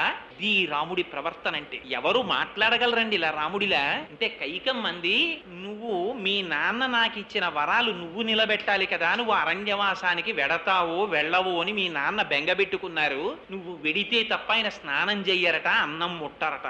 ఎంత మాట అన్నావమ్మా, ఇప్పుడే వెళ్ళిపోతున్నానన్నాడు. కౌసల్యామాత దగ్గరికి వెళ్ళారు. వెళ్ళి ఆవిడ పాదాలకి నమస్కారం చేసి, అమ్మా పితృవాక్య పరిపాలనార్థం 14 సంవత్సరములు అరణ్యవాసానికి వెళ్ళిపోతున్నానన్నారు. ఆవిడంది, మీ నాన్నకి 60,000 సంవత్సరముల వయస్సు వచ్చిన తరువాత యవ్వనంలో ఉన్న కైకని తెచ్చి అంతఃపురంలో పెట్టి పట్టమహిషి దగ్గరికి రావడమే మానేశాడురా. ధర్మాత్ముడైన కొడుకువి నువ్వు పుట్టావని సంతోషిస్తున్నాను. నువ్వు అరణ్యవాసానికి వెళ్ళిపోయిన తరువాత ఇక్కడ మీ నాన్న వల్ల సుఖం లేదు. కొడుక అరణ్యవాసానికి వెళ్ళిపోయాడు, నన్ను చూసేవాడెవరుంటాడు? భరతుడు యువరాజు అయితే, అందుకని నీతో అరణ్యవాసానికి వచ్చేస్తాను, తీసుకెళ్ళమంది. రాముడి ధర్మం చూడండి. రాముడు అన్నాడు, ఎంత మాట అన్నావమ్మా, భర్తుక్కిల పరిత్యాగో నృశంసః కేవలం స్త్రియాః సభవత్య నకర్తవ్యం మనసాపి విగర్హితం. ఏ స్త్రీ భర్తని విడిచిపెట్టేస్తానన్న మాట నోటితో అన్నదో ఆ స్త్రీ ముఖం కూడా చూడకూడదు, సమస్త పుణ్యరాశి పోతుంది. ఏ కారణం చేత కూడా భర్తని విడిచిపెడతానన్న భార్య అసలు స్త్రీయే కాదు. అటువంటి స్త్రీ ముఖం చూడకూడదు. నువ్వు ఈ మాట అనకూడదు, నేను వినకూడదు. నీకు నాకు కూడా దశరథ మహారాజు గారే సమస్త కాలముల యందు ప్రభు. నువ్వు ఆయనని సేవించు, నాతో రావడానికి వీల్లేదన్నారు. ఆశ్చర్యపోయింది కౌసల్యాదేవి. యన్మంగళం సహస్రాక్షే సర్వదేవ నమస్కృతే వృత్రనాశే సమభవత్తత్తే భవతు మంగళం అని మంగళాశాసనం చేసి పంపించింది. లక్ష్మణమూర్తికి ఎక్కడ లేనటువంటి ఆవేశం వచ్చింది. ఆవేశం వచ్చి అన్నగారి దగ్గరికి వెళ్ళి అన్నాడు, అన్నయ్య చేతకాని వాళ్ళ ధర్మం పాటిస్తున్నానన్న భ్రాంతికి లోనైపోయావన్నయ్య. పెద్ద కుమారుడికి రాజ్యాన్ని స్వీకరించేటటువంటి అధికారం ఉంది. నాన్నగారెవరన్నయ్య? యవ్వనంలో ఉన్న స్త్రీని తెచ్చి భార్యగా చేసుకుని ఆవిడికి పుట్టిన కొడుకుని తన సొంత సొమ్ము ఇచ్చినట్టు రాజ్యం ఇస్తాడా? నాన్నగారెవరు రాజ్యం ఇవ్వడానికి? నువ్వు ఒక్కసారి నీ కనుసైగ చెయ్యి, నా ధనస్సుకి సంధించినటువంటి బాణ పరంపర చేత ఈ కోసల రాజ్యాన్ని కాల్చి దశరథ మహారాజు గారిని ఖైదు చేసి నిన్ను ఇదే ముహూర్తానికి పట్టాభిషిక్తుడిని చేస్తానన్నాడు. గురోరప్యవలిప్తస్య కార్యాకార్యమజానతః ఉత్పదం ప్రతిపన్నస్య కార్యం భవతి శాసనం. వాడు పెద్దవాడవచ్చు, అన్నవచ్చు, తండ్రవచ్చు. ధర్మం తప్పిన తర్వాత వాడేం పెద్దవాడు? అనుజ్ఞయ్య అన్నయ్య, ఇప్పుడే బంధిస్తానన్నాడు. రాముడు ఏమన్నాడో తెలుసా అండి? ఎంత మాట అన్నావు లక్ష్మణ? అసంకల్పితమేవేహాయత కస్మాత్ ప్రవర్తతే నివర్త్యారంభమారబ్ధం నమ దైవస్య కర్మతత్. ఇది రాముడి ధర్మం అంటే. ఆయన ఎప్పుడూ ధర్మమే ఆయనకి కావలసింది. ఏరా, నిన్న రాత్రి పిలిచి పట్టాభిషేకం చేసుకోమంటే నాన్నగారా? ఇవాళ పిలిచి అరణ్యవాసం చేయమంటే నాన్నగారు కాదా? రాజ్యం ఇస్తే నాన్నగారు, రాజ్యం ఇవ్వకపోతే నాన్నగారు కాదు. నేర్పాడండి జాతికి రామచంద్రమూర్తి. తండ్రి ఉండగా నాన్నగారు ఇల్లు ఎన్ని వాటాలు వేస్తారండి? మీకు వాటా ఎందుకు? నలుగురి దగ్గర 4 నెలలుంటే మీ జీవితం వెళ్ళిపోదా? 2 స్ట్రోక్స్ ఇప్పటికే వచ్చాయి, ఏం ఉండిపోతారా ఉట్టి కట్టుకుని అని అడిగేటటువంటి పిల్లలు పుట్టిన దేశంలో ఎలా బ్రతకాలో, తండ్రితో ఎలా మాట్లాడాలో, తమ్ముడికి ఎలా నచ్చ చెప్పాలో నేర్పాడు రామచంద్రమూర్తి. ధర్మానికి కట్టుబడి. అందుకే రామాయణం కల్పిత గాథ కాదు. రామాయణం ఎంతకాలం బ్రతికుంటుందో అంతకాలమే మానవత్వం బ్రతికుంటుంది. రామాయణం అక్కర్లేదన్ననాడు మానవత్వం అక్కర్లేదు, పోతుంది మానవత్వం. అది రాముడు చెప్పిన మాట. నిన్నను రాజ్యం ఇస్తానన్నవాడు తండ్రే, ఇవాళ అరణ్యవాసం చెయ్యమన్నవాడు తండ్రే. అందుకని నాకు కావలసింది పితృవాక్య పరిపాలనం తప్ప నా సుఖమా కాదా అన్నది నాకు అక్కర్లేదు, నేను అరణ్యవాసానికి వెళ్ళిపోతానన్నాడు. భార్య దగ్గరికి వెళ్ళాడు. సీతమ్మ తల్లండి.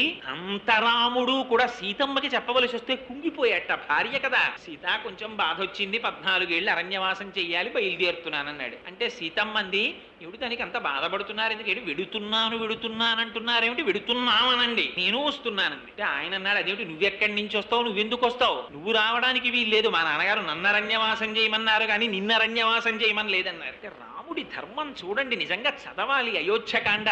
ఒకసారి అయోధ్యకాండ చదివినా విన్నా ఆశ్చర్యంగా ఉంటుంది. నేను టైం లేదని కుదించేస్తున్నాను కానీ నిజానికి చాలా బాధతో అసలు నిజంగా ఏమి సంవాదం జరుగుతుందండి సీతారాముల మధ్య. నువ్వు రావద్దన్నాడు. అంటే ఆవిడంది, ఎందుకు రాకూడదని? భర్త భార్యని సుఖపెట్టాలి తప్ప కష్టపెట్టకూడదు. ఇక్కడుంటే సుఖపడతావు, అక్కడికి వస్తే కష్టపడతావు అంది. అంటే ఆవిడంది, ఏం కష్టం ఉంటుంది అక్కడ? పాములు పాకుతాయి, దోమలు కుడతాయి, క్రూర మృగాలు అరుస్తాయి, చెట్టు చామల కింద పడుకోవాలి అని అన్నీ చెప్తే ఆవిడంది, ముళ్ళు ఉంటాయండి అని. రాముడంటే సీతమ్మంది, మీరు 14 సంవత్సరములు పాదుకలు లేకుండా నడుస్తారు కదా, గురువులకి దర్భలు తీసుకెళ్లేటప్పుడు శిష్యులు మొదలు వరకు కోసేస్తారు కదా, ఆ ముళ్ళిలా పైకి లేచి ఉంటాయి. పాదుకలు లేకుండా మీరు కాలు పెట్టినప్పుడు అవి మీ కాళ్లలో గుచ్చుకుని రక్తం కారుతుందేమో. అగ్రతస్తే గమిష్యామి మృద్నంతి కుశకంటకాన్. అందుకని నేను ముందెడతాను, ఆ దర్భల్ని తొక్కుతాను, అవి మెత్తపడ్డాక మీరు నడుతురు గాని ఆ శుశ్రూష చెయ్యలేనప్పుడు నేను ఎందుకు? సాధారణంగా అక్కడ చాలా కష్టం ఉంటుంది. అంటే మీరు వెళ్ళిరండి అన్నది కాదు భార్య. భార్య అంటే ఎలా ఉండాలో ధర్మం నేర్పిందండి మహాతల్లి. మా పుట్టింట్లో ఇలాంటి అలవాటు లేదండి, వీళ్ళింట్లో అంతే అన్నది భార్య. మెట్టినింటి పేరే స్మరించినది పతివ్రత మహాభాగా ఛాయేవాను గతా సదా. వాడి దౌర్భాగ్యం అన్నమాట అటువంటి భార్య దొరికిందంటే. మీరు ఉత్తమ వంశ సంజాతులో కాదో నిర్ణయింపబడేది మీ ప్రవర్తన చేత. మీ అత్తగారిని, మీ మామగారిని, మీ అత్తవారి ఇంటిని, మీ భర్తని, మీ బావమరుదుల్ని, మీ మరుదుల్ని తలుచుకున్నది భార్య. అస్తమానం పుట్టింటి వైభవాన్ని మరిచిపోమని ఎక్కడా చెప్పలేదు. తండ్రిని, పుట్టింటి వైభవాన్ని గుర్తుపెట్టుకోవలసిందే. కానీ మాట్లాడినప్పుడల్లా వీళ్ళకి ఇదే అలవాటండి, మా ఇళ్లలో అలవాటు లేదు ఇది అంటారు కొందరు. అది వాడి దౌర్భాగ్యాన్ని సూచిస్తుంది. సీతమ్మ నేర్పింది, అలా మాట్లాడకండి అని నేర్పింది ఆవిడ. అగ్రదస్తే గమిష్యామి మృద్నంతి తంతి కుశకంటకాన్. ఆవిడంది, నువ్వుండగా నాకు కష్టమేమిటి రామా అసలు? నా తంత్రి వజ్జతే వీణ నా చక్రే వర్తతే రథః నా పతి సుఖమే దేతా యస్యాదపి శతాత్మజ. ఇక్కడ దశరథుడున్నాడు, లక్ష్మణుడున్నాడు, భరతుడున్నాడు, శత్రుఘ్నుడున్నాడు, వాళ్ళందరూ రక్షిస్తారు, నువ్వు ఇక్కడుండి నీకు ఇక్కడ సుఖం ఉంటుందంటే ఏమిటయా? నా తంత్రి వజ్జతే వీణ, వీణ తీగ గోటి చేత కొట్టబడి దెబ్బతిని మోగుతుంది. వీణ తీగ మోగుతోందంటారా, వీణ మోగుతోందంటారా? రథచక్రం రహదారి మీద నడిచేటప్పుడు గోతుల్లో పడి దెబ్బలు తిని నడుస్తుంది. రథచక్రాలు నడుస్తున్నాయంటారా, రథం నడుస్తోందంటారా? అమ్మ నిద్ర లేచి నిద్ర మంచం మించి దిగుతుంటే అరిచేతులు అమ్మ కాళ్ళ కింద పెట్టి నడిపించేటటువంటి 1000 మంది కుమారులు ఉండవచ్చుగాక.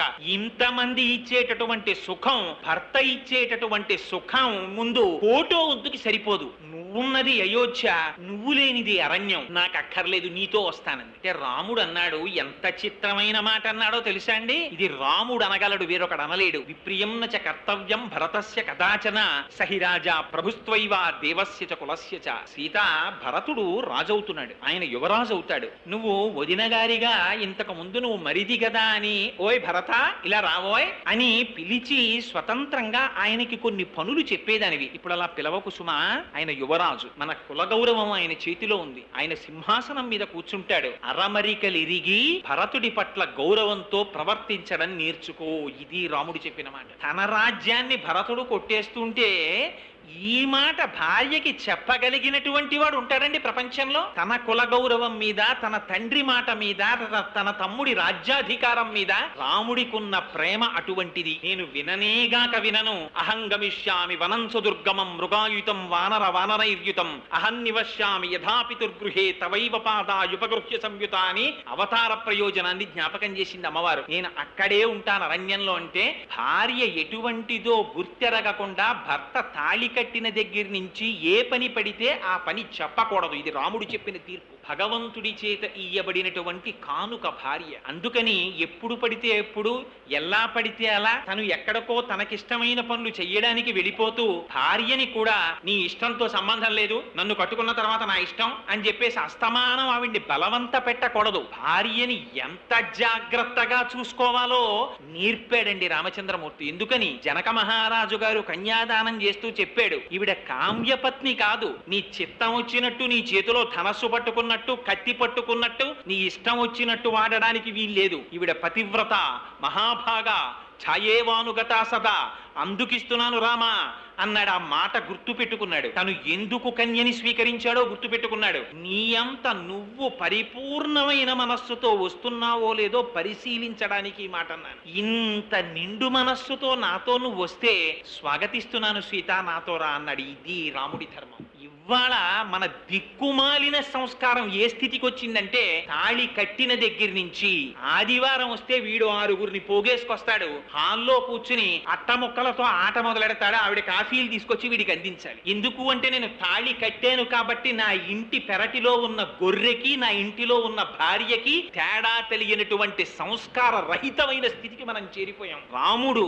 తాను తాళి కట్టినటువంటి భార్యని అరణ్యవాసానికి తీసుకెళ్లడానికి ఇష్టపడిన భార్యని ఎంత పరిశీలించి తీసుకెళ్లాడో చూడండి. నిష్కారణంగా భార్యని కష్టపెట్టకూడదు, ఆవిడ కంటి వెంట నీటి బిందువు రాలకూడదు. ఇది నేర్పాడు రాముడు. ఈ ధర్మాన్ని చూపించాడు మహానుభావుడు. అరణ్యవాసానికి వెళ్ళాడు. భరతుడు గబగబా వెంట వెళ్ళాడు. అన్నయ్య, రాజ్యం నాకు అక్కర్లేదన్నయ్య అన్నాడు. నిజంగా భరతుడు లాంటి క్యారెక్టర్ ఎక్కడ ఉంటుందండి? ఏమి క్యారెక్టరైజ్ చేశారండి వాల్మీకి మహర్షి. రామాయణం అనుభవించాలంతే. నిజంగా రామాయణం రామచంద్రమూర్తి క్యారెక్టరు ఏదో అందానికి చెప్తానన్నాను గాని, నా మొహం నేను పట్టుకొచ్చి దాన్ని గంటన్నరలో నేనేం చెప్పను రాముడి గురించి. కానీ అసలు నిజంగా పాపం భరతుడికి తెలియనే తెలియదు రాముడు అరణ్యవాసానికి వెళ్ళిపోయాడని. వచ్చి కైకమ్మ తల్లి కాళ్ళ మీద పడ్డాడు. పడి, అమ్మ నాన్నగారు ఎక్కడా ముందు తండ్రి గారికి నమస్కారం చేద్దామని వెళ్ళాడు, కనపడలేదు. కైకమ్మ దగ్గరికి వచ్చి కైకమ్మ పాదాల మీద పడ్డాడు. పడితే ఆవిడంది, ఉత్తిష్టోత్తిష్ట కింశేషే రాజన్ పుత్ర మహాయశ అంది. ఓ రాజా లేవోయ్ అని. హడిలిపోయాడు పిడుగుపడ్డట్టు. ఇది నన్ను రాజా అంటోంది ఏమిటి? తండ్రి గారు ఉన్నారు, తండ్రి గారికి ఏదైనా అమంగళం జరిగితే పెద్దన్న గారు రాముడు ఉన్నాడు, మధ్యలో నేను రాజునేమిటని హడిలిపోయట్టయిన.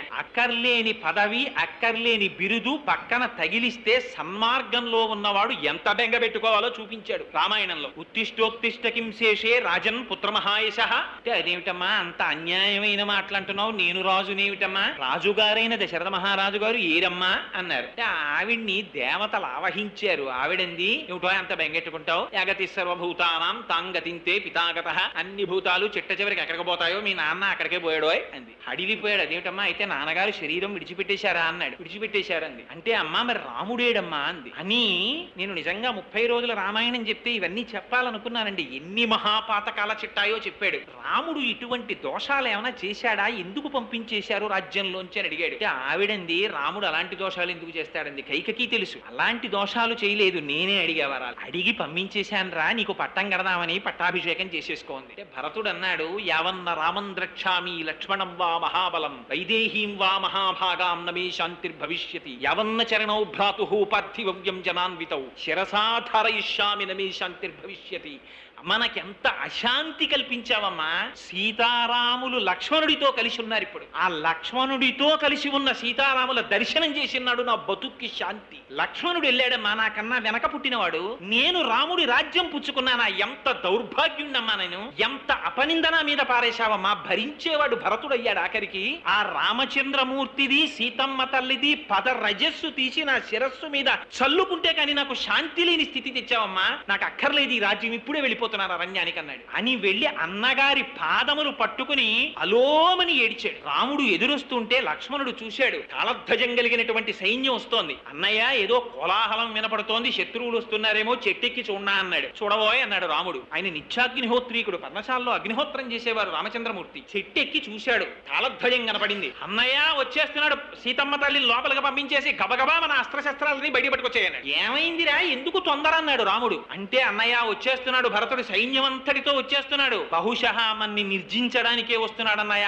రాజ్యం తీసుకున్నది కాకుండా నిన్ను నన్ను చంపడానికి వస్తున్నాడు, పట్టుకొచ్చే ఈ బాణాలన్నీ అన్నాడు. అంటే రాముడు అన్నాడు కింద నుంచి లక్ష్మణుడి వంక చూసి, లక్ష్మణ నీకు రాజ్యం కావాలంటే భరతుడికి చెప్పి ఇప్పించేస్తాను, కిందకి దిగన్నాడు. పాపం ఇలాంటి మాటలు వినబడగానే నీళ్లు జల్లిన పాలల్లా జారిపోతాడు లక్ష్మణుడు. కిందకి దిగి చేతులు కట్టుకు నిలబడ్డాడు. నిలబడ్డాక రాముడు అన్నాడు, రే ధర్మమర్థంచ కామంచ పృథివీంచ అపి లక్ష్మణ ఇచ్చాపి భవతామర్థే ఏతత్ ప్రతి శృణోమితే. ఏమి మాటండి ఈ శ్లోకాలు, పటాల మీద రాసి ఇళ్లల్లో పెట్టుకోవలసిన పటాలు. ఇవాళ తమ్ముడికి ఉంచకుండా తినేసే అన్నయ్య, అన్నయ్యకి లేకుండా తినేసే చెల్లెలు. పూర్వం ఒక చిన్న మధుర పదార్థం తీసుకొస్తే ఇంటికి తల్లిలో మాట చెప్పేది, మీ తమ్ముడికి కొంచెం ముక్క గిన్నెలో పెట్టి నువ్వు తిననేది. పంచుకు తినడం చిన్నప్పటి నుంచి నేర్పేవారు. అన్నయ్య రాకుండా నేను తినేనా అమ్మా అంటే, వాడు వస్తే నీ కొంచెడేవు నువ్వు తినేయి అన్న. ఇప్పుడు తల్లిదండ్రులు నేర్పుతున్నారు. మన జాతి దౌర్భాగ్యం అలా వచ్చింది. కానీ రాముడు ఏమన్నాడో తెలుసా అండి, ధర్మమర్థంచ కామంచ పృథివీంచాపి లక్ష్మణ చాపి భవతామర్థే ఏతత్ ప్రతిశృణోమితే. లక్ష్మణ నాకు ధర్మం కాని అర్థం కాని కామం కాని ఈ మూడు నేను అనుభవిస్తే ఎప్పుడు అనుభవిస్తానో తెలుసా, నా తమ్ముళ్ళు కూడా అలా అనుభవిస్తే నేను అనుభవిస్తాను. నా తమ్ముళ్ళకక్కర్లేని సుఖం నాకు అక్కర్లేదు, వాళ్ళకి లేని సుఖం నేను పొందను.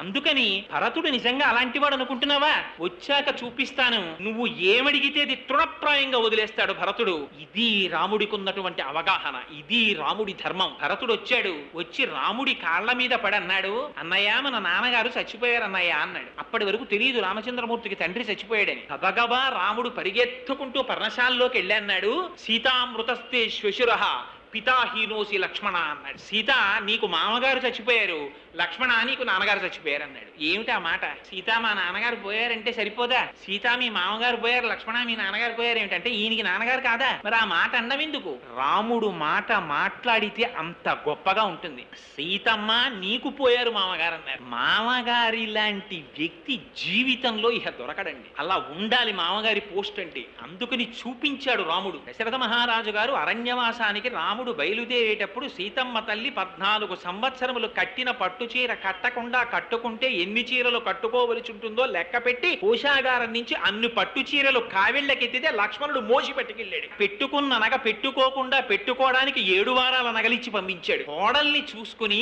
మామగారు మురిసిపోతాట, నా కొడుక్కి క్షేత్రం అయింది, తన ఇంటి పేరు వదిలింది, తన వంశాన్ని వదిలింది, తన గోత్రాన్ని వదిలింది, నా వంశాన్ని ఉద్ధరించిందని. అటువంటి మామగారు లాంటి వ్యక్తి ఇహ వేరొకడు ఉండడు. అందుకని సీత నీకు మామగారు పోయారు, లక్ష్మణ తండ్రి ఎంత కష్టమైనా తాను భరించి కొడుకుని రక్షించుకుంటాడు, అట్లాంటి తండ్రి నీకు పోయాడు. కానీ నాకు తండ్రి పోయాడని నేను ఎందుకనో తెలుసా? నాకన్నా చిన్నవాడివి, తండ్రి పోతే నీకు నేను తండ్రిగా నిలబడాలి. కానీ తండ్రి దూరంగా ఉంటే అవసరం లేని అరణ్యవాసాన్ని నెత్తికెత్తుకుని తండ్రిలా నన్ను నువ్వు కాపాడావు. కానీ పెద్దవాడిని నేను నిన్ను తండ్రిలా కాపాడలేకపోయాను. అందుకని నాకు ఆ తండ్రి పోయిన తండ్రి రూపంలో లక్ష్మణుడు ఉన్నాడు. కానీ లక్ష్మణుడికి అన్నగారి రూపంలో తండ్రిగా నేను ఉండలేకపోయాను, నేను రక్షించలేకపోయాను. అందుకని లక్ష్మణుడికి తండ్రి లేడు, సీతమ్మకి మామ లేడు, నేను తండ్రి పోయాడని అనను అని ఊరుకున్నాడు. ఇది రాముడి సౌజన్యం. ఎవరు మాట్లాడగలడండి రాముడిలా? అంతటి మహానుభావుడు. భరతుడు వచ్చి అడిగాడు, రామా తీసేసుకో రాజ్యాన్ని, ఇది సంతత మామికా మాత దత్తం రాజ్యమిదం మమ తద్దదామి తవైవాహం భుంచువ రాజ్యమ కంటకం. ఏ కైకమ్మ కోరుకుందో ఆ కైకమ్మ చెప్పింది తీసేసుకోమని. కౌసల్య చెప్పింది, సుమిత్ర చెప్పింది, వశిష్ఠుడు చెప్పాడు, జాబాలి చెప్పాడు, కాశ్యపుడు చెప్పాడు, ఇంతమంది మహర్షులు చెప్పారు. చెబితే రాముడు అన్నాడు, మీ అందరికీ ఇచ్చిన మాట కాదది, మా తండ్రి గారికి ఇచ్చాను మాట. ఏమని? నాన్నగారు 14 సంవత్సరములు అరణ్యవాసం చేస్తానని చెప్పాను. మా నాన్నగారు ఎవరికి ఇచ్చారు మాట? కైకమ్మకి ఇచ్చారు 2 వరాలు. ఇప్పుడు నేను రాజ్యానికి వస్తే ఎవరు సత్యభ్రష్టుడవుతాడు? మా నాన్నగారు సత్యభ్రష్టుడవుతాడు. అందుకని తండ్రిని సత్యభ్రష్టుణ్ణి చేసిన కొడుకు ఒక కొడుక. సత్యమేవేశ్వరో లోకే సత్యం పద్మాశ్రితా సదా సత్య మూలాని సర్వాణి సత్యాన్నాస్తి పరమం పదం. నేను రానన్నాడు. జాబాలి నాస్తికవాదని చెప్పాడు. ఏమిటో మా నాన్నకిచ్చిన మాట అంటా ఏమిటి? చూడా, ఇవన్నీ తినమరిగిన వాళ్ళు చెప్పినటువంటి మాటలరా. తద్దినం పెడితే ఆ లోకంలో ఉన్న మీ నాన్నగారి కడుపు నిండిందా? మీ నాన్నగారు అనకాపల్లి ఎడితే ఇక్కడ పిలిచి బ్రాహ్మడికి భోజనం పెట్టు, మీ నాన్నని భోజనం చేయొద్దని కడుపు నిండుతుందేమో. ఇక్కడ అనకాపల్లిలో ఉన్నవాడికి కడుపు నిండలేదు కానీ పితృలోకాల్లో ఉన్నవాడికి కడుపు నిండిందా ఇక్కడ బ్రాహ్మడు భోజనం చేస్తే? ఏదో వాళ్ళు ఇవన్నీ పెట్టారు, ఉట్టి మాటలు నమ్మక రామా అన్నాడు. పితృలోకం ఏమిటి, దశరథుడు ఏమిటి, తండ్రి ఏమిటి? ఏదో ఆయనకి మీ అమ్మాయితో కామం కలిగింది, వీర్యాన్ని నిక్షేపించాడు, నువ్వు పుట్టావు. ఇప్పుడు తండ్రి తండ్రి తండ్రి తండ్రి నిన్ను కందామని మీ అమ్మతో ఏం సంగమించాడు ఏమిటి ఆయన? అందుకని ఇలాంటి పిచ్చి పెట్టుకోకు, రాజ్యం పుచ్చుకో అన్నాడు. అంటే రాముడు అన్నాడు, ఇంత నాస్తికుడవని తెలిసి నీలాంటి వాణ్ణి మా నాన్నగారు ఎలా పెట్టుకున్నారు పురువులో అని అడిగాడు. నీపాటి ధర్మం నాకు తెలియక కాదు, నీ కంటితో చూసింది నిజం కాదు, వేదం చెప్పింది ప్రమాణం. తద్దినం ఎందుకు పెట్టాలో కూడా రాముడు చెప్పాడండి. వేదంలో చెప్పారు, ఇక్కడ కొడుకు తన చేతితో నీటిని విడిచిపెడితే అది పితృదేవతల యొక్క దాహం తీరుస్తుందని. వేదం ఏం చెప్పిందో అది ప్రమాణం, నువ్వు చెప్పింది ప్రమాణం కాదు. ఈ నాస్తికవాదం నా దగ్గర చెప్పకన్నాడు. కనీసం ఈ మాటలు వినైనా వస్తావేమోనని పిలిచాను తప్ప ఇది నిజమని మాత్రం కాదు రామా, నువ్వే గెలిచావన్నాడు జాబాలి. తండ్రికి మరణించాడని తెలిసి రాముడు పిండం పెట్టాడండి. దేంతో పెట్టాడో తెలుసా? గారపిండి ముద్దతో పెట్టాడు. పిండం దర్భల మీద పెడితే ఆ వెనకాతలు వస్తున్నారు కౌసల్య, సుమిత్ర, కైకి. కౌసల్య చూసి అంది, రాముడు గారపిండి ముద్దతో పిండ ప్రదానం చేశాడంటే రాముడు గారపిండి తిని బతుకుతున్నాడనమాట నా కొడుకని ఏడిచింది ఆవిడ. తాను ఏమి తింటే అటువంటి దాంతో తద్దినం పెట్టాలి. తను చక్రకేళి అరటిపండు, అమృతపాణి అరటిపండు రాత్రి తిని పడుకోవడం అలవాటు చేసుకుని తండ్రి గారి తద్దినానికి మాత్రం పావలాకి 8 అరటిపండ్లు తాకూడదు. తను ఏం తింటే అది పెట్టాలి పితృకార్యంలో. అది నేర్పాడు రామచంద్రమూర్తి. అడుగడుగునా ధర్మమేనండి రాముడు, అడుగడుగునా సత్యమే. అందుకని నాకు అక్కర్లేదు రాజ్యం అన్నాడు, విడిచిపెట్టేశాడు. ప్రాయోపవేశం చేసేస్తానన్నాడు భరతుడు. నువ్వు రాజ్యానికి రాకపోతే ప్రాయోపవేశం చేస్తానన్నాడు. క్షత్రియుడు ప్రాయోపవేశం చెయ్యకూడదు. బ్రాహ్మణుడు కోరిక తీరకపోతే క్షత్రియుడు ముందు ప్రాయోపవేశం చెయ్యాలి. రాజ్యాధికారం ఉందా నువ్వు ప్రాయోపవేశం చేయడం ఏంటి? మళ్ళీ ధర్మం తప్పావు. దీనికి ప్రాయశ్చిత్తం ఏమిటో తెలుసా? ఒక ధార్మికుణ్ణి ముట్టుకో. ఎవడు ధర్మాన్ని కంటికి రెప్పలా అనుష్ఠానం చేస్తున్నాడో వాడిని ముట్టుకో, అప్పుడు నీకు ప్రాయశ్చిత్తం అన్నాడు రాముడు. దేవతలు వచ్చారు, ఋషులు వచ్చారు, అందరూ వచ్చి నిలబడ్డారు. ఎవరిని ముట్టుకోమని చెప్పారో తెలుసా అండి? రాముడిని ముట్టుకోమన్నారు. రాముడి లాంటి ధార్మికుడు లేడు. అంతటి మహానుభావుడు రామచంద్రమూర్తి అంటే ఆయన జీవిత పర్యంతం సత్యము ధర్మము, సత్యము ధర్మము, సత్యము ధర్మము, ఈ 2 తప్ప రాముడికి అసలు వేరొక విషయం అక్కర్లేదు. ఈ రెండింటినే ఆయన అనుష్ఠానం చేస్తూ వెళ్ళాడు. అరణ్యకాండలోకి వెళ్ళాడు. జటాయువు మరణించింది. మరణించిన జటాయువుకి అగ్ని సంస్కారం చేసి నువ్వు ఊర్ధ్వలోకాలకు వెళ్ళిపో అన్నాడు. అదేమిటి? ఒక మనిషి ఎలా పంపిస్తాడు ఊర్ధ్వలోకాలకి? ఆయనకి తగిన పనే. ఒక మనిషి ఒక పక్షిని తిరియక్కిని ఊర్ధ్వలోకాలకి పంపించగలడా? పైగా మామూలు లోకాలకి పంపించలేదు. ఏమని సంకల్పం చేశాడో తెలుసా అండి? సర్వసంగ పరిత్యాగం చేసినటువంటి సన్యాసులు, గృహస్థాశ్రమంలో ఉండి ప్రతిఫలాపేక్ష లేకుండా యజ్ఞయాగాది క్రతువులను నిర్వహించినటువంటి మహాత్ములు, అటువంటి వారు ఎటువంటి ఉత్తమ లోకములను పొందుతారో, ఎటువంటి పునరావృత్తి రహిత శాశ్వత శివ సాయుధ్యమును పొందుతారో అటువంటి సాయుధ్యమును నీవు పొందెదవుగాక అన్నాడు. రాముడికంత శక్తి ఎక్కడి నుంచి వచ్చిందన్నారు. వెంటనే మహర్షి తీర్పు చెప్పారు. రాముడికంతటి శక్తి, ఆయన స్వయంగా సత్యాన్ని అనుష్ఠానం చేశాడు. సత్యేన లోకాన్ జయతి దీనేన్ దానేన రాఘవ గురువున్ శుశ్రూషయ ధనుషాయుధి శాస్త్రవాన్. ఆయన సత్యం చేత సమస్త లోకాల్ని గెలిచారు, దీనులకి దానమిచ్చి గెలిచారు, గురువులకి శుశ్రూష చేసి గెలిచారు. అందుకని నరుడిగా వచ్చి మానవుడు మాధవుడయ్యాడు. అయి రామచంద్రమూర్తి మోక్షం ఇవ్వగలిగాడు. రాముడంటే ఎవరో సర్టిఫికెట్ ఇచ్చినవాడు ఎవడో తెలుసా అంటే రాముడు ధర్మాత్ముడని. మహర్షులు ఇవ్వలేదు ఆయనకి సర్టిఫికెట్, ప్రజలు ఇవ్వలేదు ఆయనకి సర్టిఫికెట్, ఒక రాక్షసుడు ఇచ్చాడు సర్టిఫికెట్. మారీచుడి దగ్గరికి వెళ్ళి రావణాసురుడు అడిగాడు, నువ్వు మాయావేషంలో వచ్చి బంగారు జింకల హా సీత హా లక్ష్మణ అని పిలు, నేను వెళ్ళి సీతమ్మ తల్లిని అపహరిస్తానన్నాడు. అంటే మారీచుడు అన్నాడు, రాముడంటే ఎవడనుకుంటున్నావురా, రామో విగ్రహవాన్ ధర్మ సాధు సత్యపరాక్రమ. రాముడు పోత పోసేసినటువంటి ధర్మం. ధర్మం తన కాళ్లతో నడిచి తిరిగితే దానికి మారుపేరు రాముడు. రాముడు మనిషిగా వచ్చాడు, అందుకే భార్యని అపహరించాడు రావణాసురుడు.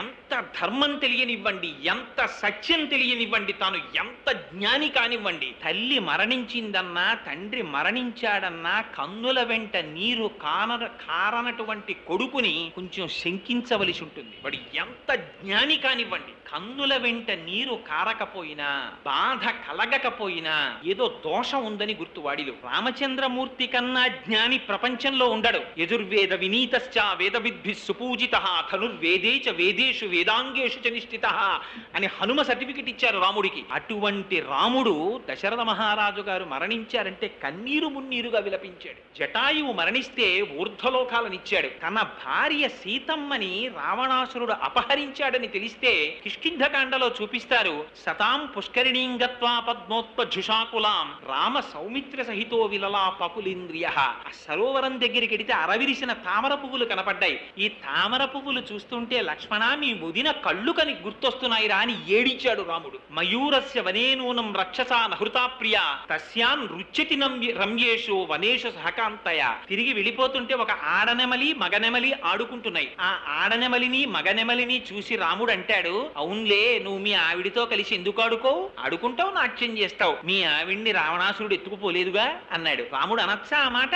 హనుమ అంతటి వారు నవ్వుకునేవారు. మాల్యవత్ పర్వత శిఖరాల కిందకొచ్చి ఏమిటో పెద్ద రాముడు అంటారు, వశిష్ఠ మహర్షి శిష్యుడు అంటారు, విశ్వామిత్రుడి దగ్గర ఉపదేశం పొందాడంటారు, మొగాడికి పెళ్ళైతే ఇలా ఉంటాడులా ఉంది, ఎప్పుడు హాసీత హాసీత హాసీత అంటుంటాడని నవ్వుకునేవారట. అదే హనుమ శిశుపావృక్షం నుంచి సీతమ్మ తల్లిని చూసి అన్నారు, రాముడు నిజంగా రాముడా? దుష్కరం కృతవాన్ రామ. సుందరకాండ. దుష్కరం కృతవాన్ రామ యయిమాం మత్తకాశినీం సీతాం వినా మహాబాహు ముహూర్తమపి జీవతి. రాముడి గుండె కాదు బండ. ఇటువంటి సీతమ్మని విడిచిపెట్టి ఇంకా బతికున్నాడంటే ఆయన గుండెని ఎలా చెప్తానన్నాడు. భార్యని చూస్తే భర్త గుర్తు రావాలి, భర్తని చూస్తే భార్య గుర్తు రావాలి. అసలు ఇలాంటి సీతారాములు ఒకరిని విడిచిపెట్టి ఒకరు ఎలా బతికున్నారన్నారు హనుమ. అస్య దేవ్యా మనస్తస్మిన్ తస్య చాస్యాం ప్రతిష్ఠితం తేనేయం సచి ధర్మాత్మ ముహూర్తమపి జీవతి. రాముడి మనసు రాముడి దగ్గర లేదు, సీతమ్మ మనసు సీతమ్మ దగ్గర లేదు. సీతమ్మ మనసు రాముడి దగ్గరుంది, రాముడి మనసు సీతమ్మ దగ్గరుంది. అందుకని వీళ్ళిద్దరూ ఇంకా బతికున్నారని సర్టిఫికెట్ ఇచ్చారు హనుమ. ఇది దాంపత్యం అంటే. అందుకని జీలకర్ర బెల్లం పెట్టుకోవడం, అందుకు పాణిగ్రహణం చెయ్యడం.